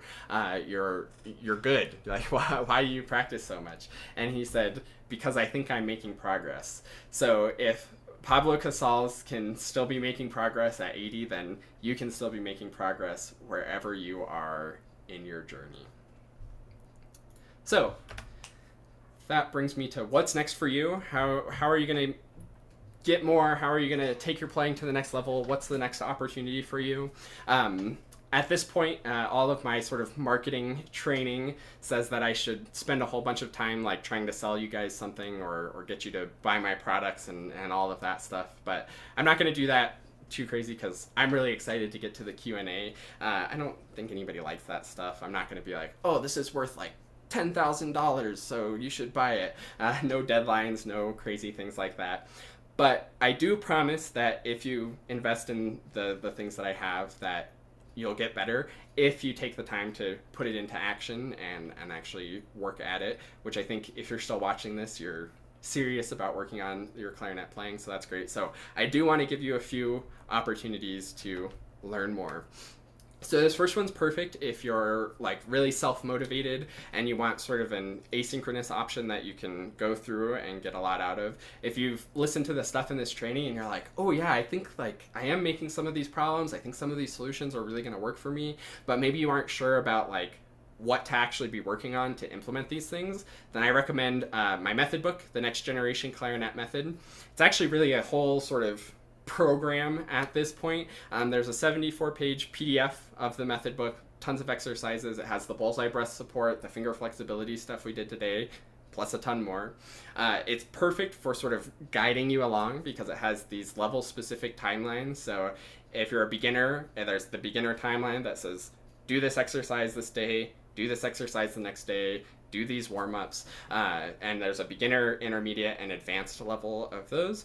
And more recently, I've added video explanations and demonstrations of like every exercise in the book. So the bullseye breath support one, there's a little video in the book that you can click on that will take you to a video of me sort of explaining it a little similar to how I did today. And it's for every single exercise, has me playing it. And it's not just me like playing through it perfectly to give you a reference of how it works. Oftentimes I'll actually be practicing it a little bit and show you how I go about practicing it. So if you want something asynchronous, this is the perfect one.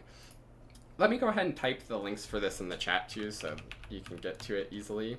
Oh, thanks, Susan. She says it's wonderful. Yeah, there's several people in here that already have the Next Generation Clarinet Method. So thank you.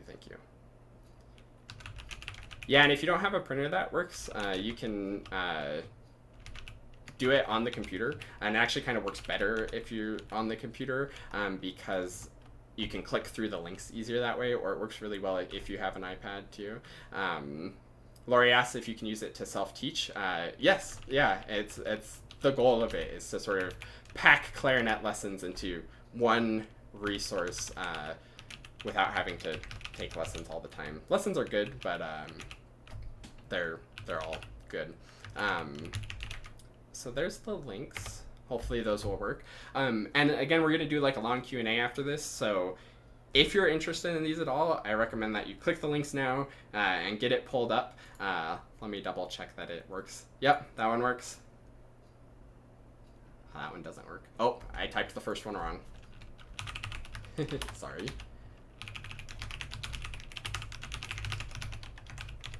That was my fault. There it is. Okay, cool.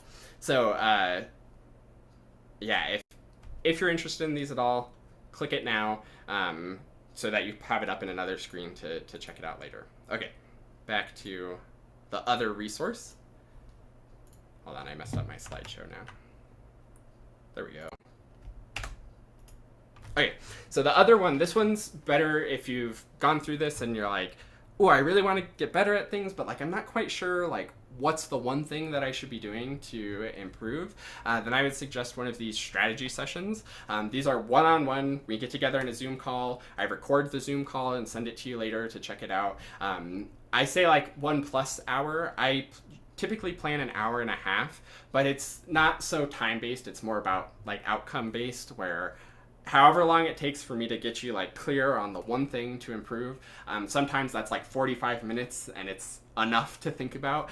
Sometimes it goes a little over an hour. Usually at about an hour, it's like, okay, I think I'm clear on what to work on.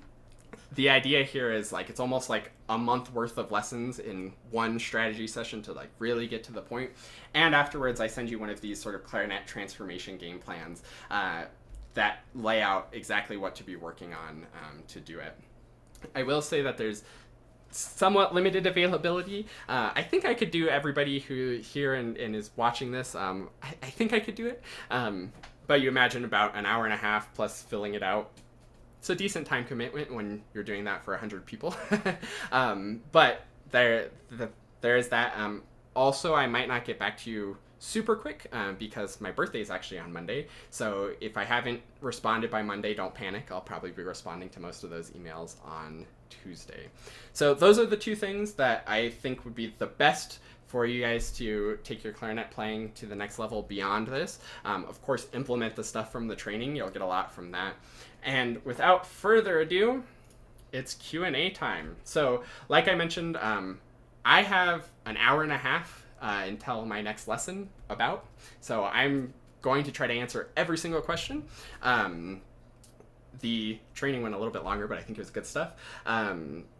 Feel free to leave. Like if you have to leave now, go for it. If you want to type a question in the chat, I should get to all the questions in the chat. So if you want to type a question and then go and then catch it on the replay, totally fine. I understand. Thank you so much for being here and sticking around this long. It's been lots of fun, as always. And with the questions, feel free to ask questions about the next generation clarinet method or the strategy sessions. I'm happy to answer stuff about that, as well as your problems. Cool.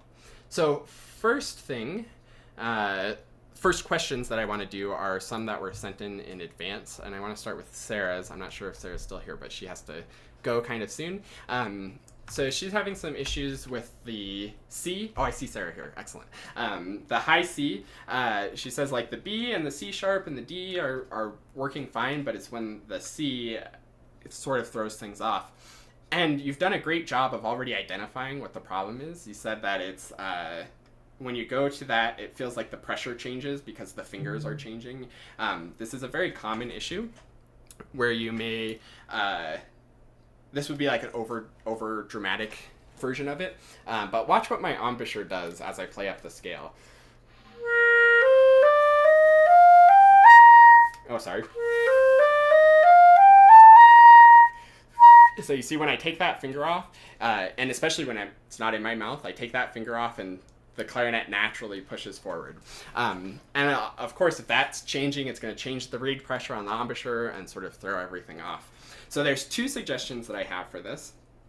One, work on keeping your thumb and your top teeth are sort of your anchor points. So you want to have those firmly enough, thinking about pushing up into your top teeth with your thumb, that the clarinet's not going to move around because you have those anchors. So that's the first thing.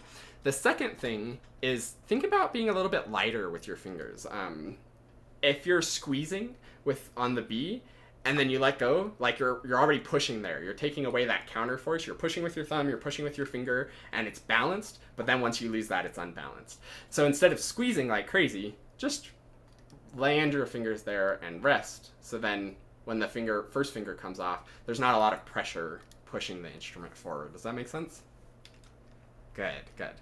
Awesome. Hopefully that will help with that. This is also a good point. This happens a lot on low F and A as well, where you'll get like, especially going from B to A, a lot of students get where you go to the A and you're really pushing the clarinet down, and that can cause tone issues as well. So again, just light with the fingers, solid anchor into the teeth and the thumb. Cool, next question. Let's do, Roberta mentioned pitch on the one-on-one E flat. The one-on-one E flat kind of has bad pitch. We don't usually use this. I think practice getting good at the side key, and again with that minimal finger motion that we talked about, that should help with that. Yeah, there may be a possibility that you're leaking here and it's not working. Try the one-on-one B flat. If that doesn't come out, then that's a good sign that the things are out of adjustment, and that could be causing bad pitch there as well. Michael asked a bunch of fun questions about the C clarinet, which is not super common. He says, why is there so much less written for the C clarinet? The history of the B flat clarinet being B flat, on the old instruments, you could only play like mostly major scales. You could kind of do chromatic scales, but there weren't all the keys that we have now. So if you wanted to play in a different key, you'd have to have a different key instrument to play the major scale of that key. And the music back then was so tonal that you wouldn't often get unexpected weird notes. Also, maybe the tuning systems too played a role with that. I'm not 100% sure why the B-flat clarinet became the most popular. I think it's good for band keys, so as bands became more prevalent, that was good. B-flat gets you a little bit closer to the range of the bassoons in an orchestra. So like a C clarinet only goes down a sixth below like the range of the flute and the oboe, whereas, it's actually tritone for the lowest notes between the flute and oboe and C clarinet, whereas B-flat clarinet gets you a full sixth, so that gets you a little bit closer to the bassoons. Maybe that's part of it. But for whatever reason, B-flat and A became the most popular. So that's why there's not a lot of stuff written for C. Occasionally there is in orchestras, and opera especially has a lot of C clarinet. Another question about those was where to find more C clarinet info and players. There aren't many people that specialize in C clarinet necessarily, because oftentimes most players, when they come across the C part, they play it on B-flat clarinet and transpose.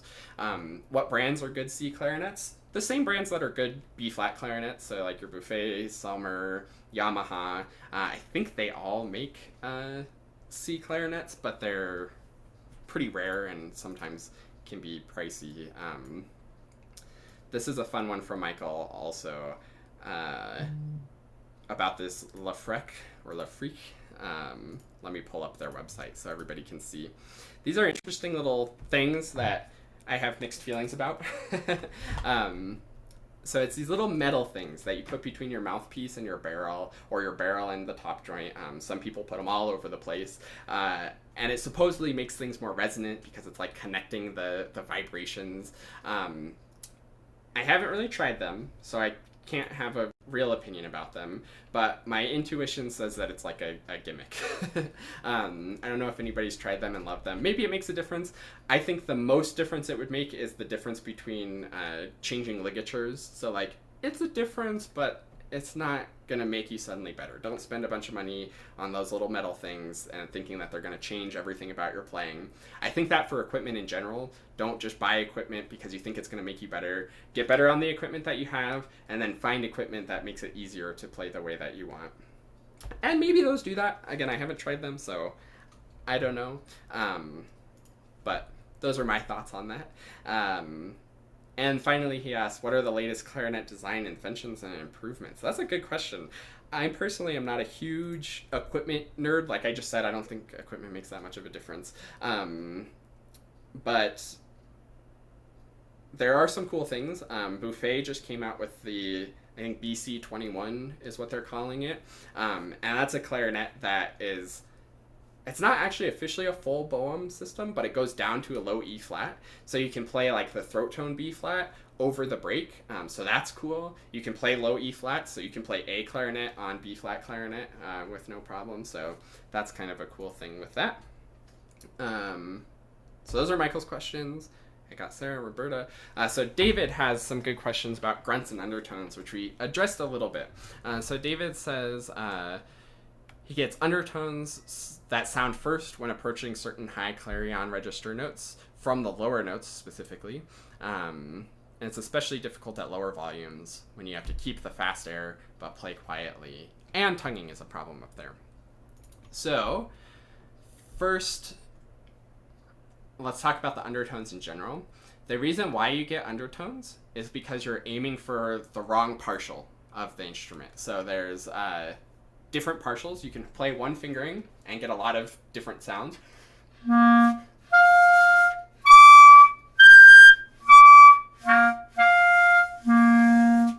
So you can play through those different registers with the same fingering. We have the register key to help, but we have to do a little bit of work here to aim at the right note as well. And it all comes down to keeping good reed vibrations. A lot of times on these big leaps, we back off or shy away or we're nervous about it and we don't keep the reed vibrating. It's keeping that reed vibrating that's going to make it easy and make it come out well and make sure that you're aiming in the right spot. And that's true when you're playing soft as well. It makes perfect sense that it's more of an issue when you're playing soft, because when you're playing soft, the air support backs off a little bit, it gets a little bit more timid, so the reed doesn't stay vibrating. So you have to find a way to get the air really narrow, so it's not a lot of reed vibrating. Amplitude-wise, that makes it a loud sound, but it still stays vibrating very fast. So a very small, narrow, that smaller the bullseye you can get, the better your soft sound is going to be, and the better those soft, large leaps will be. So those are the questions that were sent in ahead of time. Let's scroll back through the chat and get some of those ones from the beginning. One thing we talked about reeds collapsing early on. I sort of mentioned that already in the high loud test, is if you feel like the reed's just like closing up on you all the time, that's a reed collapsing issue. That also comes up a lot in articulation, where you're like trying to tongue, especially if you're trying to tongue fast and staccato, but you feel like the reed just isn't responding. That's kind of like reed collapsing. And that happens when your reed is too soft, just in general, or too old. As reeds get older, they get softer, and especially the inside of them sort of starts to break down and they lose their springiness. So that can be a reason why your reed is collapsing. Try a harder strength, or just get new reeds and break them in. Awesome. Let's see what other questions from the chat.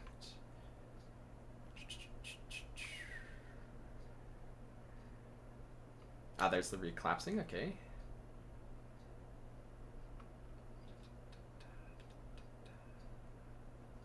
Okay, why is practicing scales so important in improving playing? Yeah, that's a good question. I just did a bunch of theory stuff explaining that, but pretty much all music is scale-based. Even contemporary music is somewhat scale-based, or at least interval-based, and of course scales are intervals, so it all ties together. So that's the first reason to practice scales, is that it trains your brain to recognize these patterns in the music, so you can read music faster, you can play music faster and more automatically. Another reason is just general playing.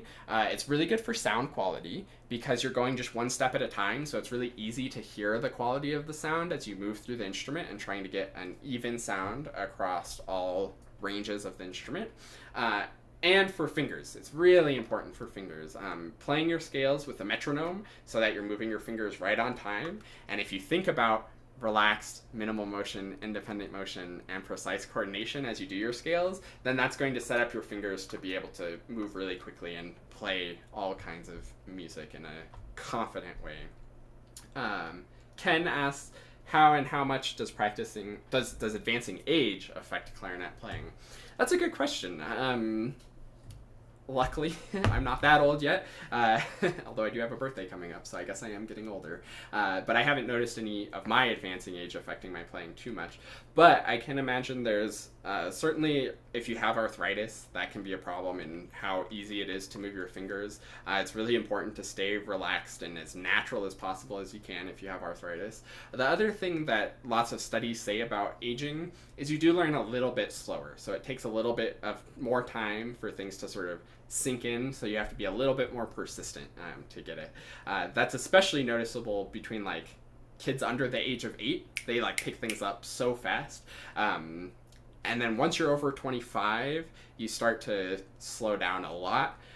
Over 8, you slow down a little. Over 25, you start slowing down. And then as you get older, it's just a little bit slower to learn things. But it doesn't mean it's impossible. It just takes some more time and perseverance. Shane asks, I've been playing clarinet now for 6 years, and over the last year, I've noticed that sometimes when I play, I snort. I don't really know how to explain it. It's kind of like air escaping through my nose, making it really hard to play. How do I fix this? Yeah, this is a little bit more of a serious problem, actually. I'm pretty sure I know what you're talking about, and what it is air escaping through your nose, and it's the soft palate is like collapsing and isn't able to like seal off your nasal cavity as much. I think you can Google some stuff about like the soft palate and playing wind instruments, and you might find some resources for that. There's probably some like physical therapy you could do that I'm not totally familiar with. From the clarinet playing side of things, I would suggest thinking about the air being more forward. Make sure that you aren't blowing more air than the clarinet can take. Maybe a softer reed and like a less resistant setup in general so that the air can more easily go through rather than coming up through the nasal cavity. I've heard things that like if this is happening to you a lot, then it can actually sort of more permanently blow out your soft palate and that seal there, which I think becomes more of an issue. So lighter setup, think more forward with the air, and then talk to a doctor and or Google some stuff to see what you can do to help with that. I think this is Lori asks, why do I have so many problems with reeds? Is it related to skill level? It's interesting. I've never necessarily thought about it being related to skill level. Everybody has problems with reeds. Reeds are the worst. There's certainly a possibility that you're doing something wrong with your embouchure. Doing those pressure tests and having enough mouthpiece to see how that helps. Try lots of reeds. The more reeds that you have to choose from, the more likely you are to find a good one. And again, that's just even within one box or one brand and strength. You don't have to go crazy with brands and strengths, but that's an option as well. As far as the relation to skill level, like I said, if the embouchure is not quite set up right, then it could be a skill level issue. Or actually, as you get better, you start to get more annoyed with reeds because you feel like you know what you want to do and then the reed's holding you back. So maybe it's a good thing for the skill level. Let's see. Are you still here? Is it? I'm not sure if it's Laura or Lori, but whoever has the problems with reeds. Do you want to elaborate more what your reed problems are if you're still here?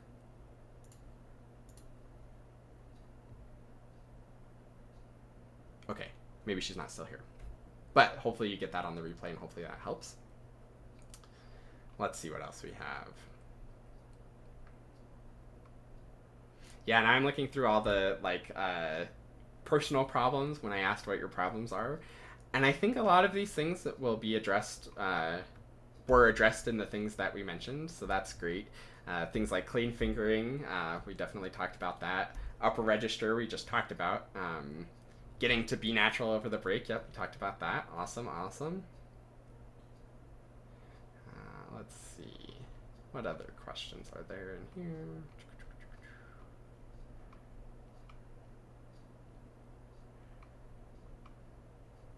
Delay on crossing the break, yep. Oh, this is the same. It's cut off in the chat, that's why I can't see it. I wonder if I do this. And then, okay, it was Laura. She asks, moving fingers fast enough accurately in fast passages and begin accurate in fast parts. Yeah, so the finger stuff that we talked about is very much important for speed. There's also another side of it, which has to do with music. I have a video on fast note freakout that has to do with this, where when you get to fast notes, it just doesn't work very well. And the secret is all of the finger stuff that we've been talking about, and also making sure that you know how the music goes. The more that you look at fast notes and think like, oh, that's really fast, I'm just going to wiggle my fingers through that really quickly, the worse off you're going to be. What you need to do in the music is know what the rhythm is. So if it's 16th notes, you need to be counting 1E and a 2E and a 3E and a, or 1, 2, 3, 4, 1, 2, 3, 4, 1, 2, 3, 4. However you count them is fine, but you have to pay attention to all of them and be on top of all of them. So that's my quick tip about playing faster. Great. Let's see what else we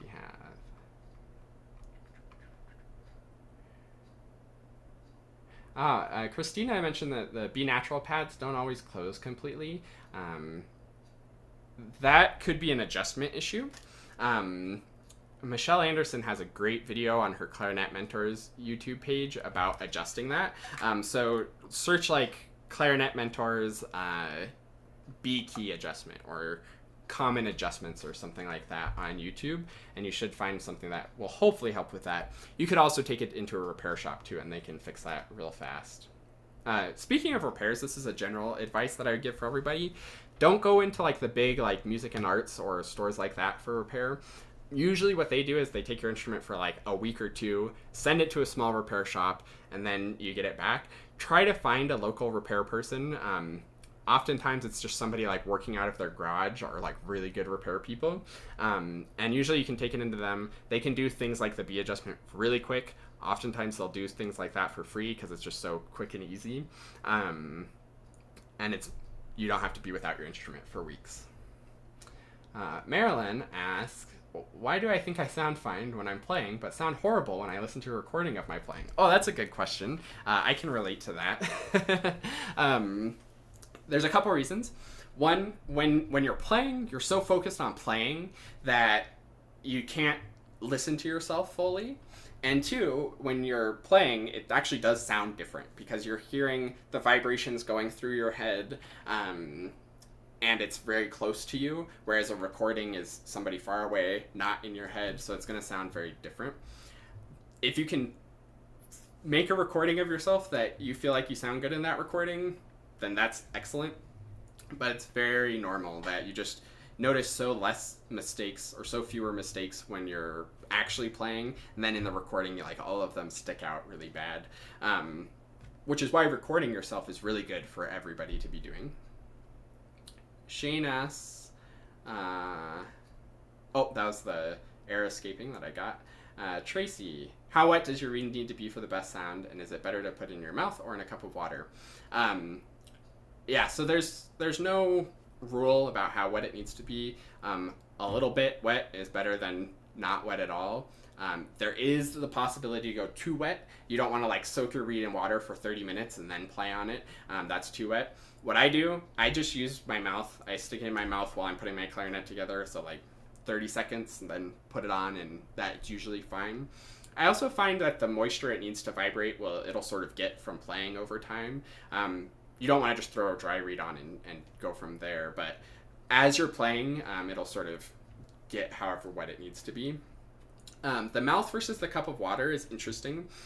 I think the saliva will break down the reed a little bit faster, so maybe it'll last a little bit longer if you soak it in water instead of spit. But it's going to get spit on it from playing, so I don't think it matters really that much. It's up to you. Richard asks about shaking and uncontrolled vibrato. Yeah, that's a very common issue also. Two reasons for that, or maybe a few reasons for that. One is if your reed is very soft and your setup's very soft, then it'll be very sensitive to like any small adjustment that you make. So the tiniest like quiver in your lip will cause it to sound like shaking and vibrato. So maybe a little bit more resistance in your setup will help. The other thing with that is more air will help, and a more resistant setup will take more air, so that's maybe a win-win. If the air stream is really weak, then again, thinking of that balance between air, embouchure, and reed, the embouchure, little shakiness in the embouchure will have a bigger impact if the air stream is really weak, whereas if the air is really strong, then the embouchure will move a little bit, but the air will still keep the reed vibrating the same. Serge, I'm not sure how to pronounce that. That's what is a French embouchure. I think that is the same as double lip. And what that is where the top lip comes over your teeth. So instead of the teeth being on the mouthpiece, it's actually your lip is on the mouthpiece. Double lip is a great way to practice, or that French embouchure is a good way to practice long tones and sound quality. It really helps to sort of bringing the lip down tends to make the tongue automatically go where it needs to for tongue position. It helps you to be strong around the corners. It's a good way to sort of automatically get things in the right spot. Not a lot of people perform that way because it's a little bit unstable. You don't have that top teeth thumb anchor that we were talking about with Sarah. But it's a good way to practice for sure. Yeah, then there's the discussion about synthetic reeds from a few people. I just recently did an experiment with the D'Addario has new synthetic reeds called the Venn reeds, and that's actually the most recent video on the Quick Start Clarinet YouTube channel is my in-depth review of the Venn reeds. Synthetic reeds are good. I think synthetic reeds are the future. The consistency from day to day is fantastic. The problem is I haven't quite found ones that I can play on comfortably yet. The Venns felt very hard. I haven't experimented with Legers that much yet. They are inconsistent from reed to reed, especially Legers. I think they're getting better. I'm not sure so much about the Venn because again I haven't tried them too extensively. They felt more consistent to me, but I just haven't felt like investing the couple $100 I would need to get enough Legers to find ones that I like. But Steve Cohen, my main professor at Northwestern, has played exclusively on Legers for like 20 years. Sounds absolutely fantastic. So they're good.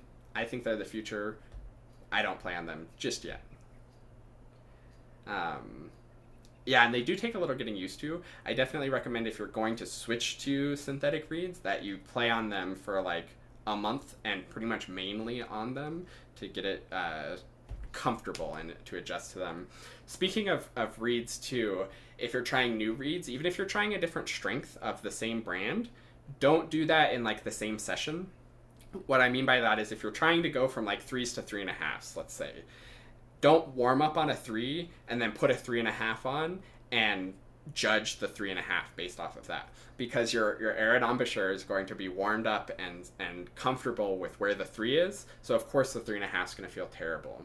If you're trying to switch to synthetic reeds or a different strength, just start your practicing on that different strength and try to sort of cold turkey keep it consistent. Awesome.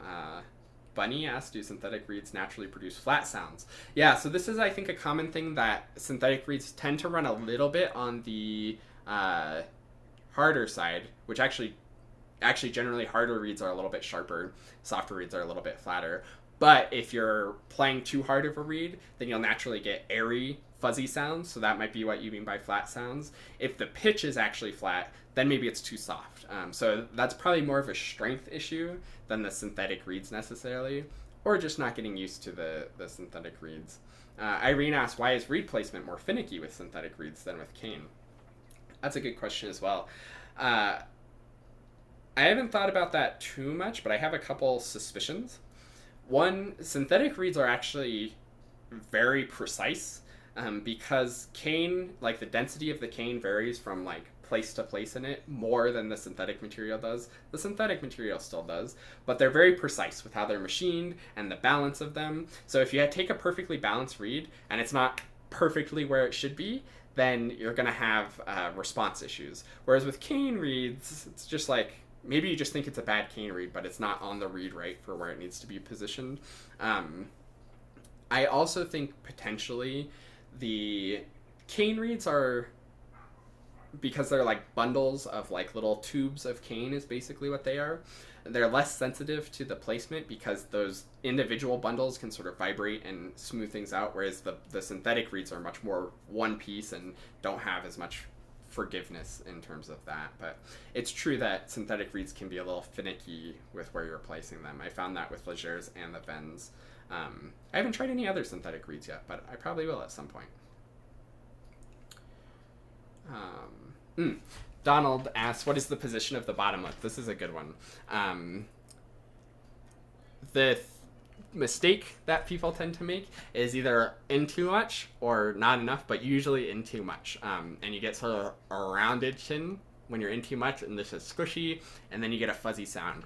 What I like to think for the bottom lip is that you push the jaw forward and smash the lip muscles back. So you see that gives you that nice flat chin, nice firm to the touch. So yeah, you have a nice thin surface that the reed is actually vibrating against, as opposed to a squishy surface. If the lip's too far out, then it's squishy. Too far in, it's squishy. We want that nice, solid, flat lip. So jaw forward, lip muscles back is what I found to be the best for that. Irene asks, oh, and each of us has slightly different anatomy, which makes these adjustments more interesting. Yes, that's true. And that's why when I was showing on the diagram of the embouchure, I was saying like, oh, I think it needs to be a little bit more or a little bit less or change things around. Those are just rough guidelines.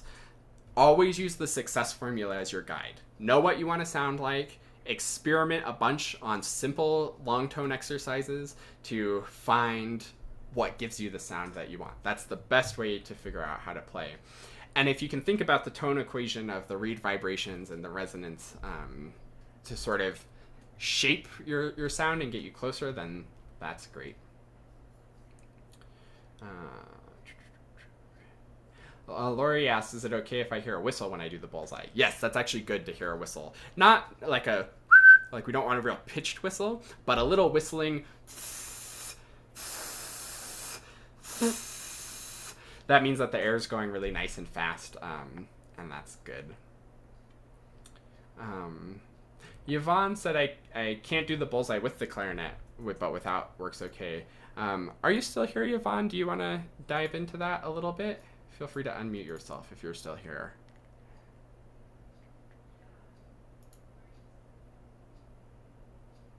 Okay, I think Yvonne is not here.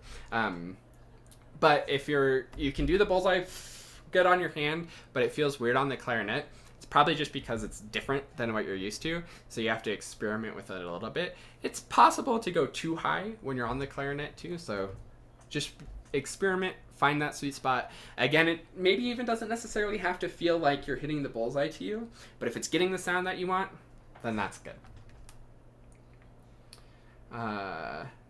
Douglas asked, what about resonance fingerings? I mentioned that a little bit. Just for anybody who doesn't know what resonance fingerings are, it's for the throat tones, because the throat tones have very little of the instrument vibrating. So we can put down some resonance fingerings that sort of, I don't know, make it more resonant is what they're about. I have a good video on finding the best resonance fingering. So if you look up Quick Start Clarinet resonance fingerings on YouTube, you should be able to find it. But they can make a really noticeable difference. I'll show on A.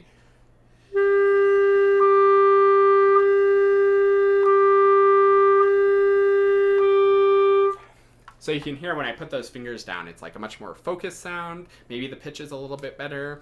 And it's also easier to cross the break because then I have to coordinate less fingers from there. The problem with resonance fingerings is they're different for everybody's instrument. So like you have to find different coordinations. This is what I do from G.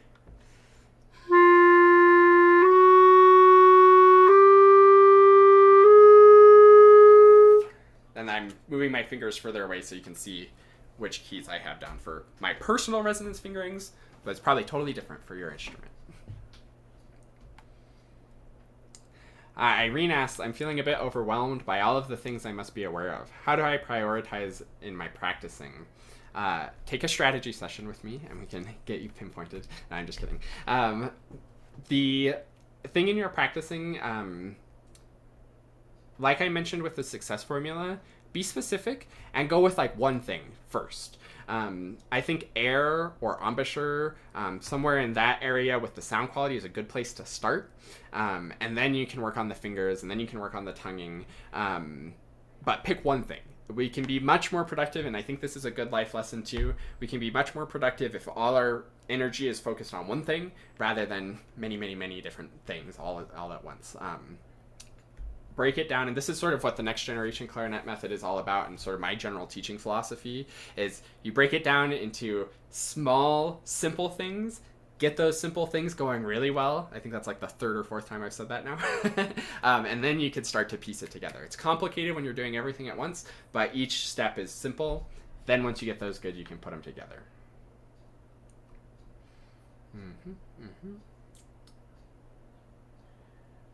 Yeah, somebody asked about my barrel. Yeah, so I am using an adjustable barrel. This was actually a gift that was very, very generous, and I like it. This is Brad Bain's new adjustable barrel, the stainless steel version. So basically I can twist it, and it makes the length longer and shorter. The idea, kind of with the Lefreque things, is when you pull out, you're creating a gap in the instrument, so it's losing vibrations. So this allows it to stay together. So theoretically, you can adjust the intonation better with less gaps in the instrument and more connection and resonance. It kind of helps with tuning across the whole range. It's like the barrel itself plays well in tune, like the 12ths are in tune, and then when I adjust it, it does the same thing as pulling out or pushing in. So when you do pull out, it's going to affect the notes closest to the barrel more than the notes further away. So if you're generally really sharp, for me personally, my D, third or the second to the top line of the staff, D, super duper sharp. If I pulled out at my barrel enough that that note was in tune easily, the throat tones would be really, really flat. So I pull out at the barrel a bit because kind of everything's sharp for me. And then I also pull out at the middle joint a bit, so that D is a little bit lower and those right hand notes aren't quite so sharp. But if I pull out there too far, then the low notes can sometimes go flat. So you have to find that sweet spot.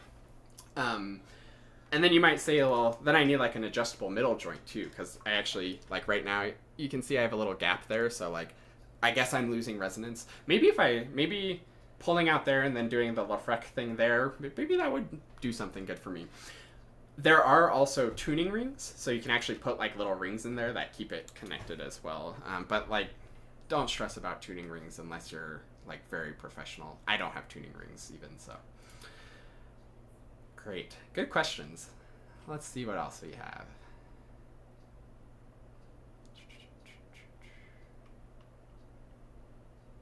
Richard posted some interesting stuff about the law of minimal motion. I'm just going to read this out loud just because I want to read it, and probably it's helpful. When students are taught the fingering for open G is 4, 5, 6, right pinky, they have a hard time breaking that habit when they advance enough to realize that's really not true. So a student that has a fast D, F, G, F, E, D type pattern, all on the left hand will put down the right hand on the G and involving more motion.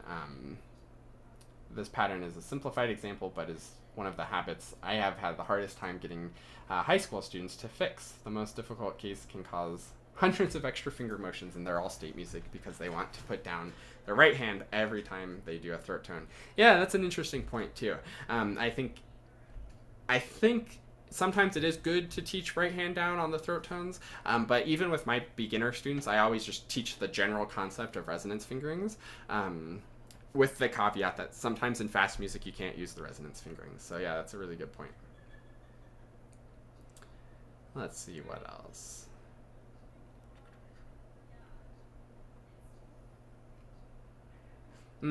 David asks about the embouchure, the smile versus Coo shape. I hate the smile embouchure.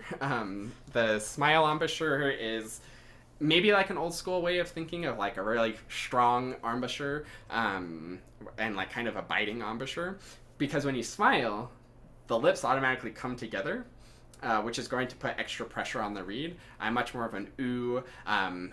My favorite embouchure analogy, especially for nerdy clarinetists, is you want your embouchure to be like how you actually pronounce Martin Frost, where instead of Frost, it's Früst. So it's that U, sort of the German, or like that Nordic O with the umlauts, U. That's good for the tongue position, too, because the tongue position we want to be in sort of an E. The lips being an E is not good for playing. We want the lips to be an U.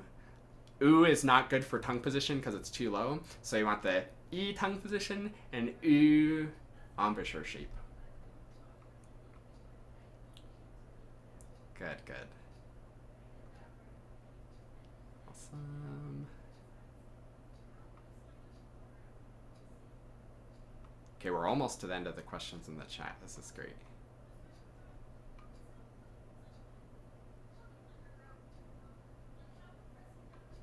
Oh yeah, Candy mentioned like needing to see the print on any music I buy. Too often these new music books in PDF are too small of print. Yeah, that's a great point. One of the earlier versions of the next generation clarinet method was, I don't think it was too small, but it was a little cramped. But yeah, I can show you a little bit of what it looks like. So here is actually the stepwise motion exercise we were doing. And this is quite zoomed out. Like if I zoom in, it's definitely readable, I think, I hope. Real quick, while I'm here looking at this, would anybody be interested in seeing sort of like what the members area of the next generation clarinet method looks like and how the videos and everything work? Anybody? Melissa's giving a thumbs up. Yeah, cool. Let me pull that up real quick. So there's the PDF that I was just showing, and you can actually download that. And then to get to that actual whole members area, you just go to quickstartclarinet.com/login. And then once you're logged in, let me show my screen. Once you're logged in, this is what your members area will look like. You probably won't have all of these courses. These are all of them. But you'll find the next generation clarinet method. Click on view course. And then it sort of has all the stuff. So there's a welcome video, which welcome to the tells you what it's all about. The actual PDF, so you go into here. I have all of the old versions too, just because if there's some formatting thing or something somebody liked about the old versions, but that's where you can download the PDF. We have the timelines. I have a video with instructions. Then you go into, then you go into the actual timelines and pick your level, which in the video I explain how to get to your level. This is what the timelines look like. So this is the fundamentals one for beginners. So you have like, you take at least one session to look at pages 1 through 6, and this is sort of the thing that you're supposed to get out of it. Then the next session, I suggest one session on this. You look at page 7 through 8. This is what you want to get out of it. For here, I suggest 1 or 2 sessions. These are sort of minimums. You can always do more sessions if you need more time to get it. But in the instructions, I have a whole thing about timing and all of that stuff. So that's sort of what they look like. And then you get to a daily warm-up that you do in addition that works through all the fundamental stuff. And then in the actual book, so like you can see on these, there's these little play buttons. So like if we went for that stepwise motion one, I can just click that and it pulls up a video. Even though we're slurring, and I talk about how to do it, demonstrate how I practice it, all that good stuff. You can also get them there. And there's a bunch of cool additional resources, but I won't spoil those for you if you're interested in it. But the additional resources are really good too. So that's how the whole book program works. Well, a few more questions in the chat. These are great. Let me scroll back up to where we were.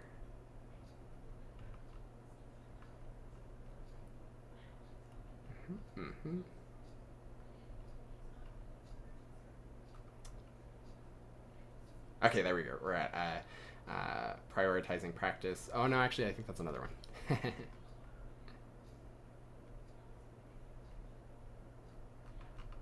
So many comments. Thank you all for being here and asking so many good questions too.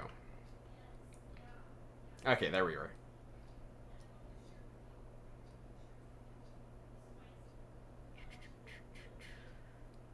what will be a good physical exercise to strengthen the muscles for better air support? Oh, I love this question. This was, I think, Michelle or Michael. The air support, there are some muscles involved in air support. I think the first thing to go for in air support is actually relaxation and not muscles. I think a lot of times when we try too hard to support with the air, we're actually adding tension and limiting air support. So relaxation's the first one. One of my favorite relaxation physical exercises, it comes from the Alexander technique, and it's called Whispered Oz. So what you do is just breathe in really naturally through your nose, and then once you're full-ish, you open your mouth and sort of sigh out. So it's just, and everybody can do this with me now. So you breathe in.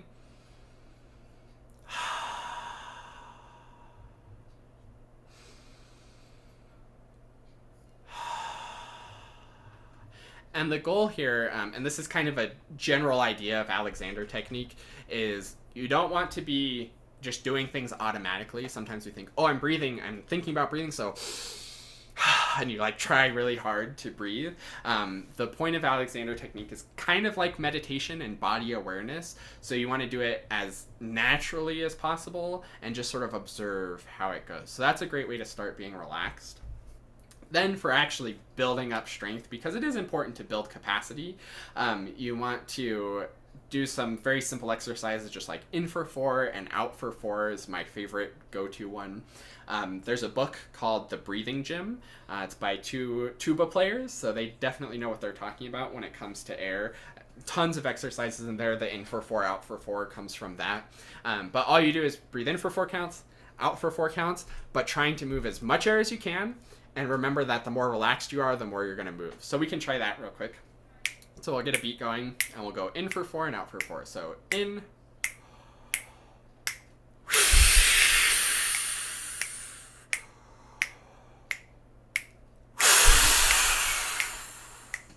So that's a great, very basic exercise to start moving more air. I recommend sitting down while you're doing these breathing exercises. We were doing these in marching band, and one of my friends who's like kind of a jokester passed out during it. And I was like, oh, he's just being silly and being dramatic, but no, he actually passed out from doing the breathing exercises. So don't do it so much that you pass out and sit down, but those are some good exercises. Yeah, Alan says, I like moistening the reed with water. Is that a problem? Nope, no problems with using water. That's totally fine.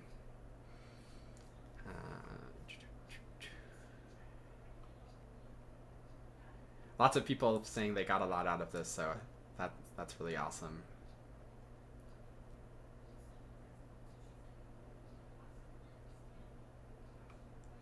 Great.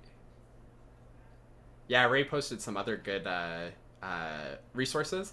At the end of the next generation clarinet method are some of my favorite resources, actually. Let's see. You can see sort of how it's all organized too, but there's these additional resources. This is my favorite like warm-up book, maybe besides my own book.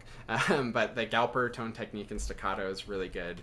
Beremann's classic scales, also the Albert scales. I'm surprised I don't have those. Beremann's and Albert are very similar. Beremann's a little bit more extended. I love the Krebs daily things. I'm actually going to get back into those. If you don't know about Dr. Kristen Denny Chambers' Finger Fitness Etudes, really good books. They're wonderful. Like, they're harder than like your height etudes that are very standard, but they're easier than the Rose etudes. So they're really nice and really good. They're all around those finger patterns that I mentioned. Rose etudes are classic staccato studies, so those are some of my favorite additional resources. Oh man, every time I share my screen, it makes the chat go to the bottom. That's okay. We're close to the bottom. And I think I saw the last one that we're on, which was from Irene about practicing. I sort of alluded to this in the training, so I'll give you my thoughts on practicing and how to practice consistently. The important thing with consistent practicing is that it's consistent. This is also an idea that I got from Dean Graziosi, but it's momentum is greater than motivation. So if you're waiting to feel like practicing, it's going to be hard to get yourself motivated to do that. But if you treat it as like a scheduled obligation, that's the best way to do it. So I always recommend like have a dedicated practice time. The way that I do it also comes from a book called Atomic Habits by James Clear. Is I've habit stacked my practicing, and it's been really great for me. Where after I brush my teeth, I get my clarinet out and I practice. So that's a really good way to sort of be consistent with your practicing, or just set a time. Like at 11 o'clock, I practice. That way, it's not something that you have to get motivated to do. It's just something that is planned into your schedule and you're going to do. So that's my good practice advice, is treat it like an obligation rather than something that you eventually will feel like doing maybe, because you'll never get motivated that way. Irene asks, how do I prioritize the opportunities in my practice and where do I start? Yeah, I think I more or less already mentioned that. Also, where do I start to get the note/sound I am looking for? Yeah. Irene, I think something that would be really helpful for you is my philosophy of the 3-step warm-up. You saw it in the timelines where we eventually you get to a daily 3-step warm-up. The 3-step warm-up actually unintentionally is very similar to the 3 problems that we talked about.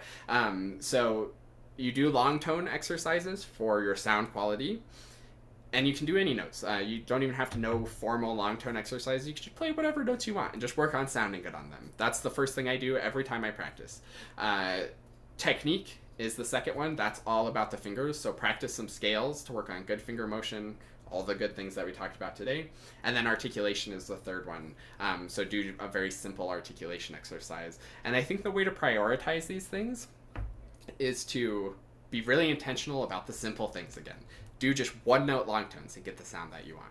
Do just a C major scale and play it perfectly in time with perfectly relaxed fingers. Do 1-note long tone articulations like we did and get the quality going there. So that's where to start, is with your 3-step warm-up. Do that every single time that you practice, and you'll start getting better if you're thoughtful about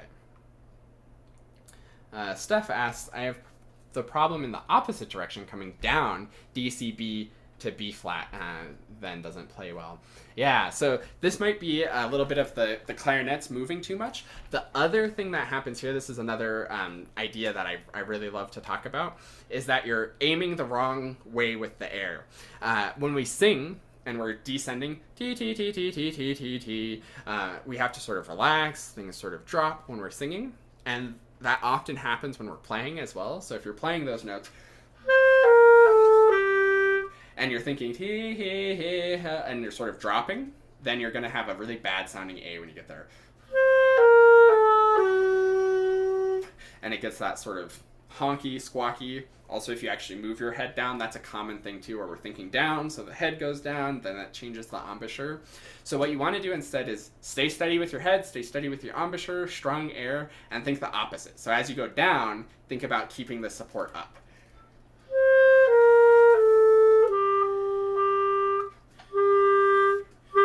Rather than, hopefully that helps. Steph, are you still here? Was that sort of helpful for that? Yes. Maybe. Good. Good. Awesome. Good. Susan asks, how do you stop flying fingers? And I think there was some discussion about the classical fingers thing, which is kind of a cool thing where you stick it on the instrument and there's like sort of a little plastic shield that looks like a treble clef that covers your fingers. So it makes it so you can't fly away. I do also have some small issues with the classical fingers. There's a chance that it'll teach you to actually go up and hit the thing. So you're actually learning to move kind of farther still than you need to. The other thing is you're like so worried about not hitting it that you'll start moving your fingers this way to not hit it. So my best advice for practicing minimal fingers is go slow enough on your scales that you can consciously think about how much your fingers are moving. And doing those finger flexibility exercises like from my book, or the Closé method also has some similar exercises. And just like one finger at a time, many repetitions, and make sure it's moving very little. One last thing for fingers, especially the pinkies flying away, is a common issue. Try playing your scales while always touching the pinky keys. Not pressing them, but touching them. So like a C major scale.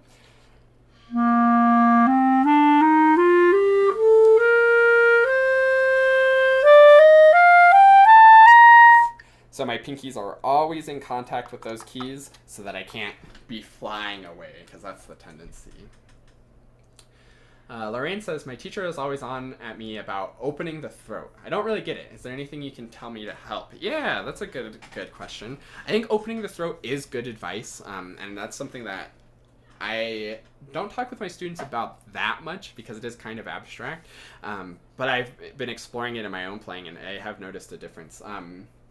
What opening the throat does is it gives you more air capacity and more airflow. There's a physics principle called the Bernoulli principle, which roughly says to get higher air pressure at a point is based on that point being very small and the amount of air behind it being very big. So what we want is the point of the reed to be the highest pressure point. That's why we talk about having a high tongue and having the tongue close to the reed, is so that you have that sort of whistly,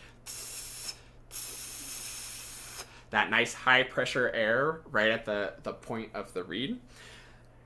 One way to do that is the tongue position and being close to the reed, like I just mentioned, to have that smaller opening. But the other variable we can adjust to make that is have a bigger behind that small point. So that's what opening the throat is about, is opening up here, opening up your lungs, and getting as big of a tank of air behind the small opening for which the reed goes through. The problem with thinking about open throat is we might think of like going to the doctor and saying like, ah, to open the throat, and that's bad tongue position, because then you have a big opening here where the reed is. So it's a little bit weird to think like open here, but then still high with the tongue. That's, I think, why I don't talk about it that much. But just relaxing through here, thinking big with your air, even with your posture, can help sort of open up the throat through here, and then giving you that big airstream going into a very narrow opening.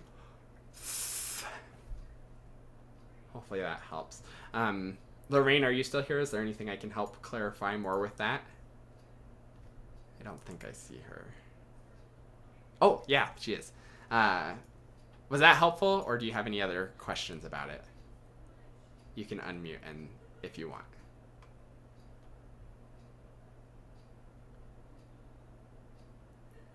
Cool.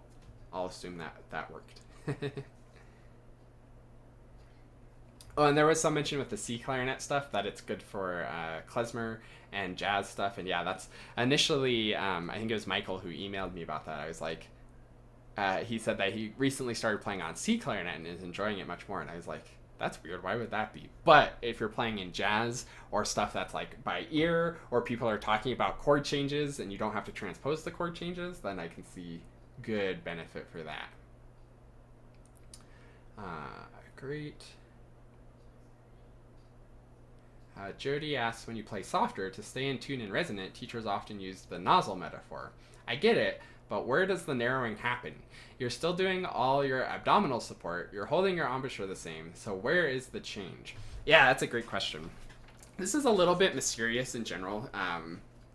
The physics behind volume is how much the reed is vibrating, the amplitude of it, not the speed of the vibrating. That's the frequency, which gives you the good reed vibrations, and the good tone that we're talking about is like really fast, solid reed vibrations. The amplitude, how much the reed is moving, is what will control this sound. So I think there's maybe a little bit of embouchure change in there, actually. As much as I like want to say just stay steady all the time, I think actually narrowing the embouchure and tightening the embouchure so it's pushing the reed closer to the mouthpiece is part of it. And then it's really that sort of point of the air. I think the nozzle analogy happens like where the tongue is with the reed, where like a big full sound is maybe the tongue's a little further away and maybe it feels a little bit more open in the mouth, and then a softer sound maybe feels a little bit more forward, a little bit more narrow in the mouth. So that's where the nozzle change happens. That's a great question. And again, like, don't overthink about this. The best thing to do is turn it into an exercise. This is in the next gen book, where it's a crescendo and diminuendo long tone.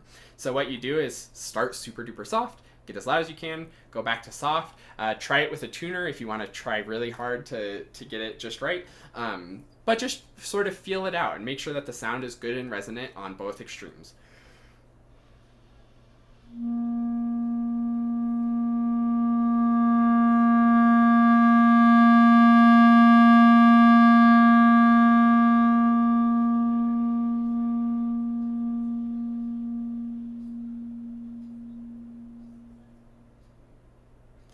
And I know that exercise often doesn't go well over Zoom, so hopefully you can kind of get the gist of it. Fred asked, what about using a double lip embouchure along with soft reeds? Keith Stein thinks that it can solve problems. Lorenzo Tio Jr. Taught it to many. Yeah, I think that could work. I think the idea here is that that's really going to prevent you from biting. Double lip is good in general because it prevents biting, because like biting into that top lip doesn't feel good. So it automatically prevents that. The soft reed part too will also punish you for biting. If you're playing a soft reed, the more embouchure pressure, the more it pinches off. So I think the soft reed plus double lip will really teach you how to use your air to control things and shape things really well. And in general on cane reeds, I find that the less embouchure and the more air is doing the work, the better. I didn't find that with the Venn synthetic reeds, which I talked about in the review. Randy asked how I break in my reeds. Good question. I don't do anything too fancy. There's all kinds of crazy breaking in processes. Steve Williamson of the Chicago Symphony plays on strength 5 reeds, but then sands them a ton as he's breaking them in. I've heard of people putting beeswax on them. I've heard of people letting them get moldy as a way to like break it in. Yeah, all kinds of weird stuff. All I do is the first day I play it for a little bit, let it rest. I do it. So I'll get, like, say it's my new reed, put it in my mouth for just a little bit, like 20 seconds or less, put it on, play it for like a minute or two, take it off, let it rest table side or the flat side up, so that it's not the flat side on the table. That'll kind of help it to warp, which we don't want it to warp, so I do it the other side up so that the air is evenly circulating around the tip. Let it dry just a little bit, not like bone dry that way, but just a little bit less wet, and then I put it in the case, do the same thing the next day, and then just sort of gradually add a little bit more time each time. My philosophy with why it's important to break it in reeds is because as you're playing it, the material breaks down. That's going to happen really no matter what. But my philosophy is we want the inner part of it to stay strong as long as possible. And if you take it out and like soak it for like 2 minutes in your mouth and then play it for like 30 minutes or an hour, then it's going to really immediately soak in all of the saliva really, really deep inside, and that saliva is going to break it down sort of from the inside out, and then you're going to get a mushy reed very quickly.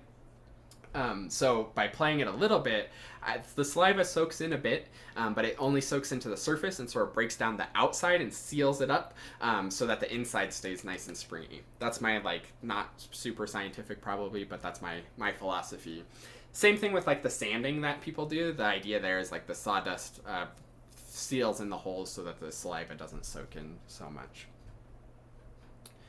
Candy asked, do you put your clarinet away after every time you practice?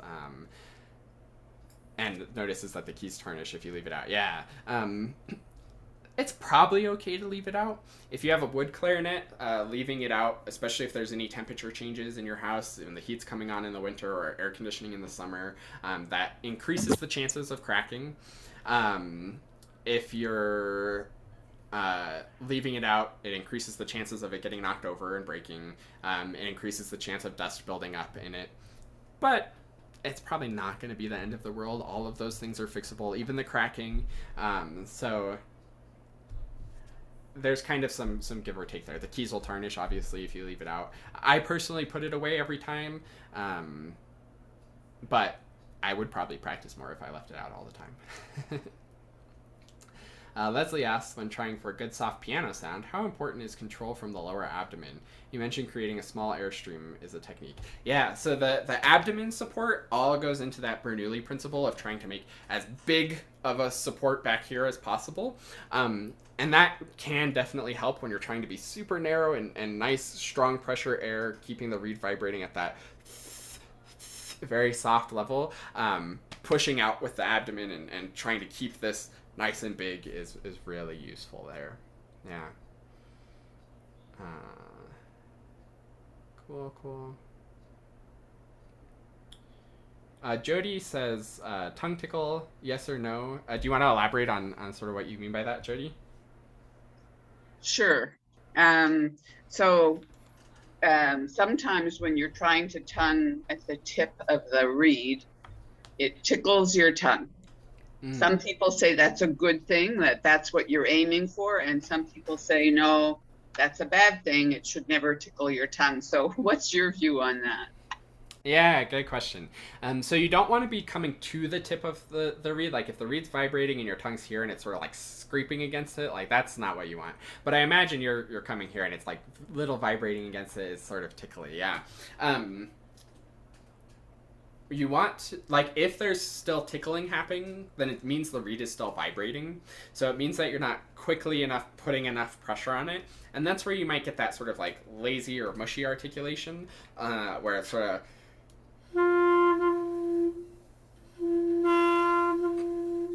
where you hear like there's the good sound that we want, there's the space between the notes that we want, but there's also extra like fuzzy stuff that we don't want. And that's where I really feel the tickling is on that fuzzy stuff.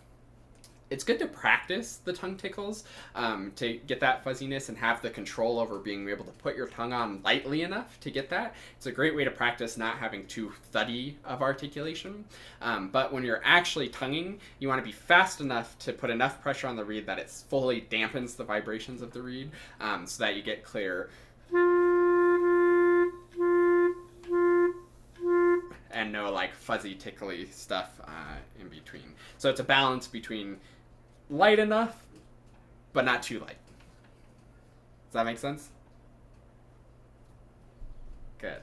It makes sense. It's just really hard to do. For me, I'm one of the thudders. I tend to really slap my tongue too hard, and so trying to not do that, I end up with the tickling instead. Yeah. And do you find the fuzzy sound when it's getting tickly? Yeah. There is a chance especially if the sound is stopping but it's still tickling, that you're a little bit too low on the reed too. Because if you touch down here, you can sort of dampen it enough, but the tip is still like wiggling a little bit further back on your tongue. So maybe thinking about being a little bit closer to the tip. It's easier to dampen the reed vibrations at the tip rather than further down. Maybe that's another thing to think about. Good. Randy says, I've been playing while I've been in Arizona and feel like it's been easier than when I play at home in Colorado. I guess I have more air at lower altitude. Any thoughts on that? Yes, that's totally true. Reed strength changes a lot depending on altitude. Sea level versus like Denver can sometimes be a half strength reed difference.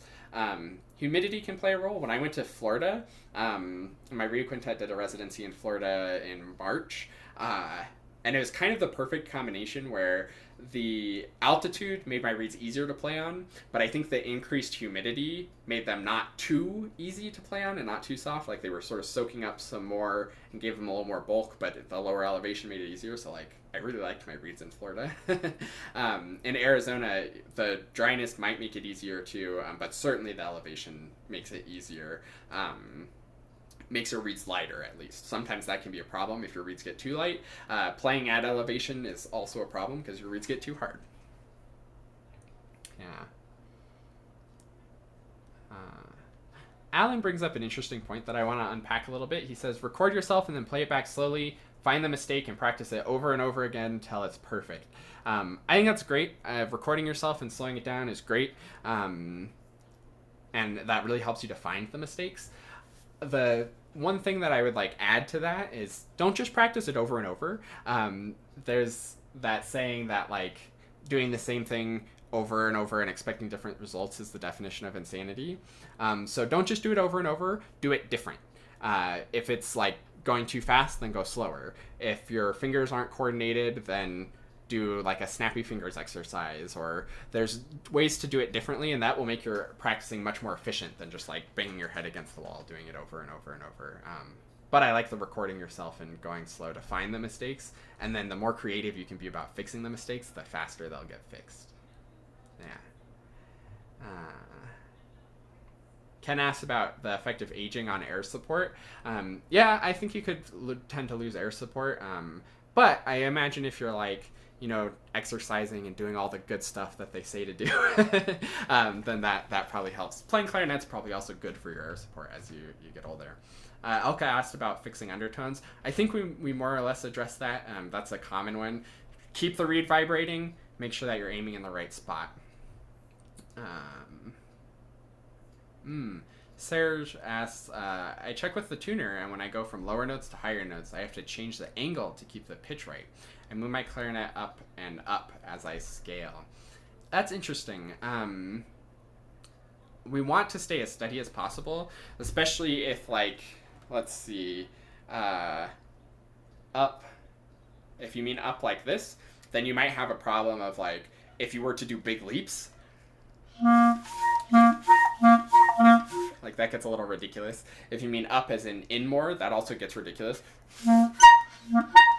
So what I find is it's best to find the high notes, like where it works really well in the high notes, because I think the high notes have sort of a smaller margin for error.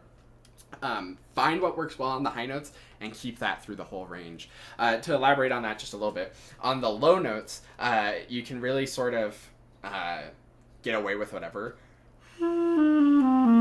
Like that's no embouchure, no air support. The notes didn't sound good, but they came out. If I take that going up,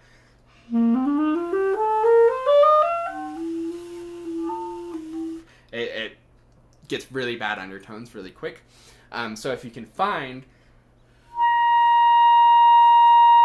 the embouchure and air support to get those high notes going really well, and then keep that as you go down,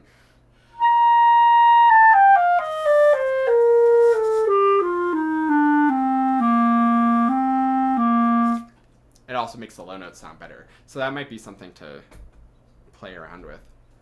Alan asks, how do you record and play back slowly? My favorite way to do that is the Modacity app. Let me just pull that up real quick and show you how easy it is. It's Modacity, Modacity. I don't think they have an Android version yet. I've been telling them for like years that they need to get an Android version ASAP.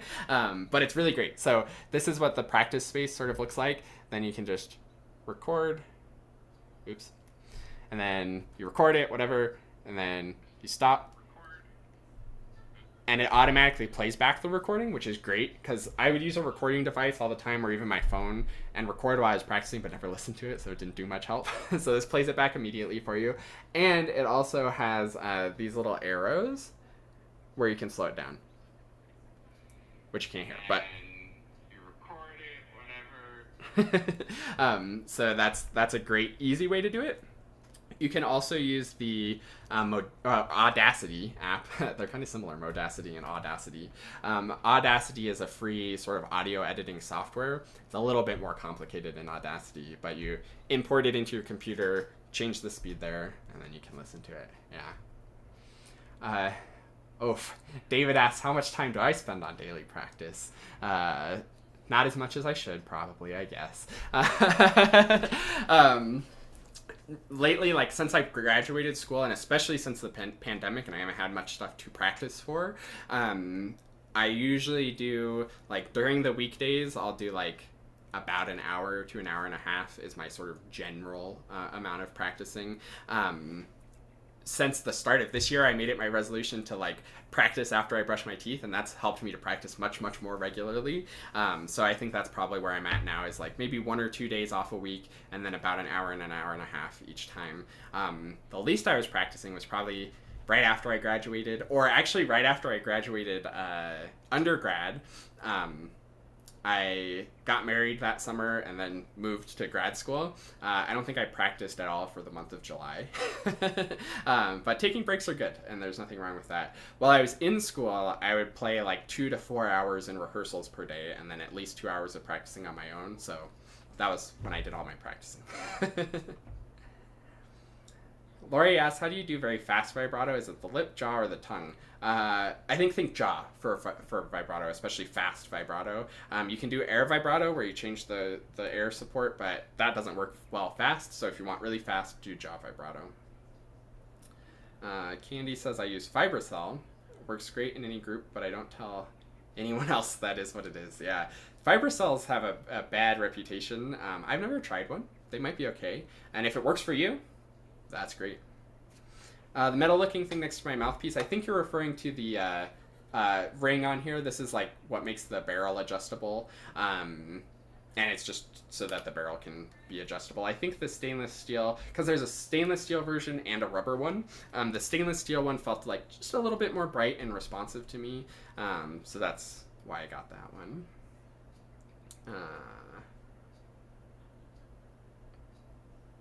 Good physical exercise for air support. We did that. Shane asks, why do my high notes on my bass clarinet squeak so much? Ooh, that's a good one. The upper clarion on bass clarinet is weirdly tricky. It's very unusual. My best philosophy there is that it's because you're aiming for the clarinet notes. You probably started on clarinet first, so when you see like a G and C above the staff, you're thinking clarinet voicing's like pretty high up there. So try aiming like the G at the top of the staff on bass clarinet is this. So try to think of like more of the throat tone voicing, or like that's the high G, A, B, C on bass clarinet. So just make sure that you're aiming an octave lower than you think, because the squeaking is probably because you're overshooting. Bass clarinets are also really finicky for adjustment things, so it could be an octave key adjustment or weird leaking things, because there's a lot of stuff going on there. Ray asks, are you familiar with the Perea, I think, 3D printed clarinets? I've seen that there are 3D printed clarinets. I'm very fascinated by them. I think if I remember right, they were weirdly expensive, which seems weird. Like, I feel like the point of 3D printed clarinets, are that they'd be really cheap and easy for beginners to access. But I might be thinking of something different. I'm not 100% sure. But it sounds fascinating. I would love to try one. Ray also asked a technique question. How do you flutter tongue? Yeah, so flutter tonguing is basically you roll your R's while you're playing. So first, practice rolling your R's. Get that sort of flutter going. And then, let's see.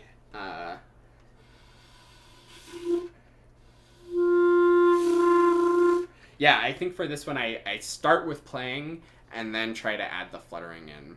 Or you could even get the fluttering going and then just stick the clarinet in your mouth.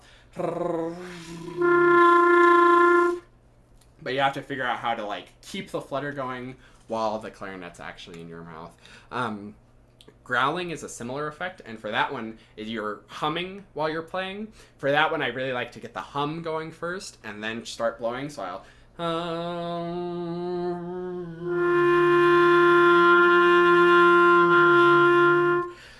I find that it's easier to keep the hum going and then start blowing rather than blow and then try to hum. Yeah. Ray asks about good posture and not letting the support drop at the end of a phrase are common problems. I need to consciously be aware of this. Yeah, keep the air as much as you can towards the end. And again, just because the phrase is ending, don't like give up on it. You have to support all the way to the end. Could I provide a link for the adjustable barrel? Probably. It's Brad Bain is the guy who makes it. And they're kind of new. So I'm not sure if they're out on his website or not yet. Oh, I think Evo is their official name. Yeah, here's a link. I'm gonna wait a second to put that in the chat so that I don't lose my spot. Melissa asks, where can you get tuning rings for the middle joint? That's a good question. They might even be on Amazon. I'm not sure though. I would just search for like clarinet tuning rings. They also might just be mainly for the barrel and the top joint. That's a good question. But I'm not 100% sure because I don't have them. Melissa also says that she's heard that the Lefreques can change the sound quality similar to the different plates for a ligature. Yeah, that's what I think it would be the most similar is like, if you feel like there's a difference between a gold and a silver ligature, it's probably kind of a similar difference using those things, but like, it's a tiny thing. I don't know if it's worth it. I'm lazy. Like, I don't want to spend the time to like put that on my instrument after putting the instrument together. Joe asks, any tips on troubleshooting the need to bite to get high altissimo notes out? I don't know if this is an issue with voicing, airspeed, embouchure problem, maybe something else I'm not aware of. Sometimes you do kind of have to bite to get the highest notes out, especially on the Ven reeds. I was finding I was having to bite like crazy to get those out. So it might depend on your reed. Maybe a softer reed, maybe a harder reed. Adjust the position of your reed to see if that makes any difference. But the best thing is to try as hard as you can to let the air do the work as you get into those higher notes. Keep the embouchure steady and blow really good air support. Yeah. Douglas mentions difficulty entering on the A above the staff. Yeah, that's a weird one. Again, not sure if this is totally scientific, but I have like a thought that this A is in a weird spot for the register key, where like the register key works pretty well for like the lower notes, but it's like this is starting to get too close to the register key, and it's where voicing problems start to get exposed a little bit. So make sure that you're voicing it really well. The way to practice that is start with the normal A fingering, get that sounding good first, then take the register key off and see if you can keep it sounding up there.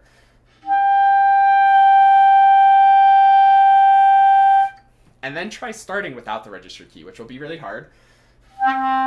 You might get something like that.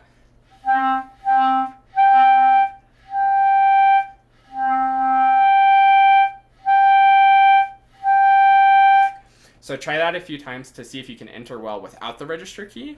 Then when you have the help of the register key, then it'll be no problem. And that'll help dial in where your air support and voicing should be for that. Irene says I had to switch to a plateau key clarinet due to hand injury. What am I giving up? Can I fix that? I don't think there's anything that you're giving up really. Like maybe with like the holes, you could like half hole to adjust for pitch, but that's not even a big thing. So yeah, I don't think you're giving up anything. I think the plateau clarinets are good. Yeah. Awesome. Jody says when you play softer to stay in tune and resonant, teachers often use the hose nozzle. Okay, cool. I got that. Good. Shane, bass clarinet notes, got that. Awesome. Leslie asked on the crescendo diminuendo exercise, am I using my abdomen to narrow the or narrowing that airstream or both? I think both, yeah. And again, don't overcomplicate it. Just see what works to play softly. Try to stay in tune as you're changing dynamics, and whatever works for you is fine. I think I'm keeping the abdomen engaged and mostly doing it with the air. And I think a little bit of embouchure finesse as well. Yeah. Awesome.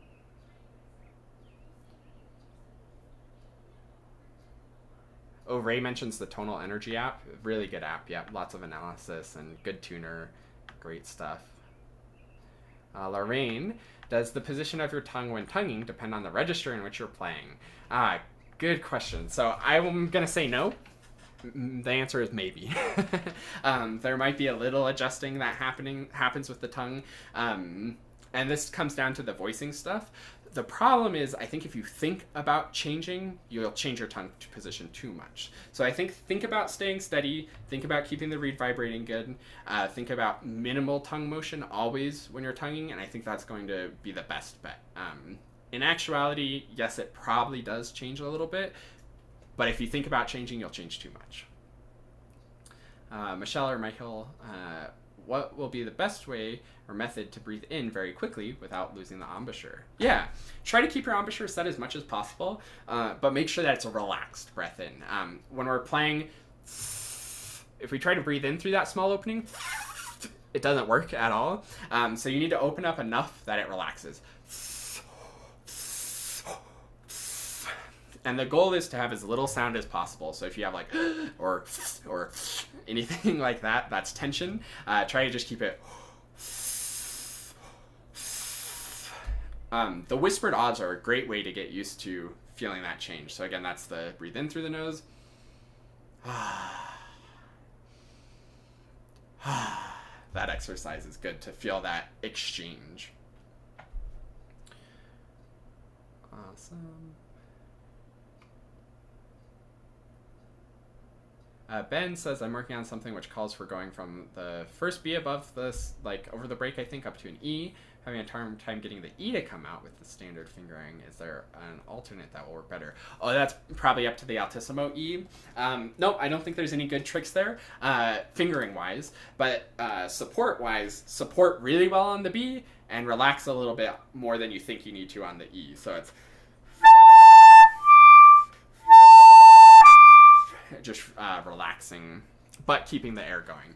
The problem with the high notes is we are afraid of the high notes popping out, so we like try to be like very delicate on them, and then we back off there too much and they don't come out. So you have to keep the reed vibrating fast and not tighten up the embouchure too much in the Altissimo.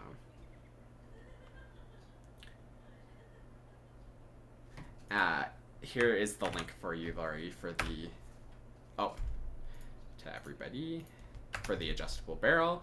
And last question in the chat, Ray says, super high Altissimo, works on Kane's reeds, but not on synthetic.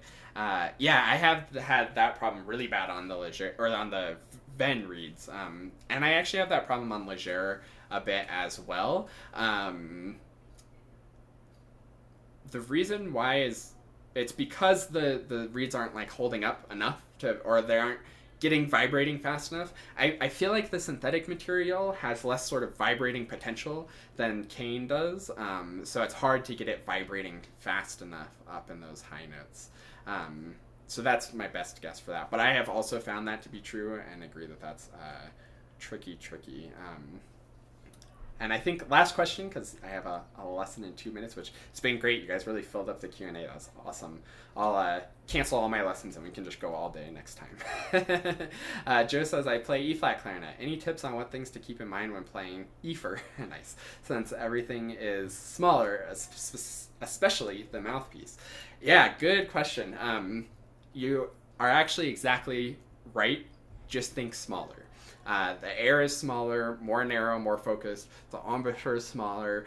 The fingers even feel smaller because the keys are so much smaller. So just think everything smaller, everything higher. Similar to the bass problem, where like on E flat, you're maybe fingering a C, a high C, but remember that's a high F on B flat clarinet. So don't think about voicing it as a high C. Think about voicing it as a high F. So it's really nice and narrow and small.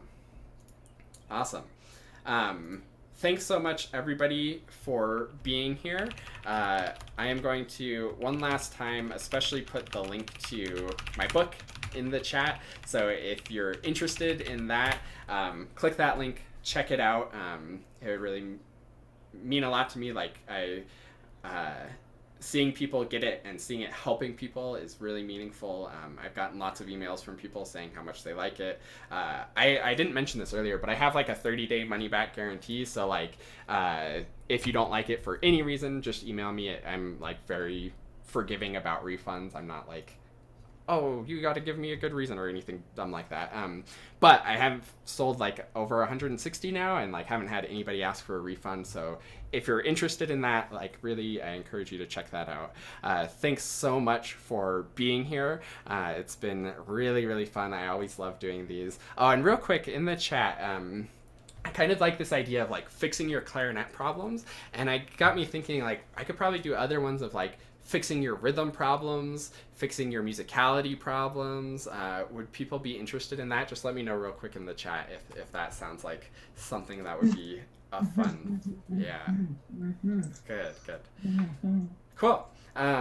Thank you all for joining. I will be exporting the recording of this and uploading that, and I'll put in little time markers for the questions and stuff like that, and I'll email that to all of you since you registered, so you can get that. And my very last sort of piece of advice for you is put this into work, put this into action. Don't just sort of absorb this information. We have so much information, there's so much information out in the world, but it doesn't actually make you better unless you practice it. So go practice, put it into work, and I hope that you all learned something new and move forward in your clarinet journey. That's always the goal. So thanks for joining me, and I'll send out the replay shortly. Thank Bye. you.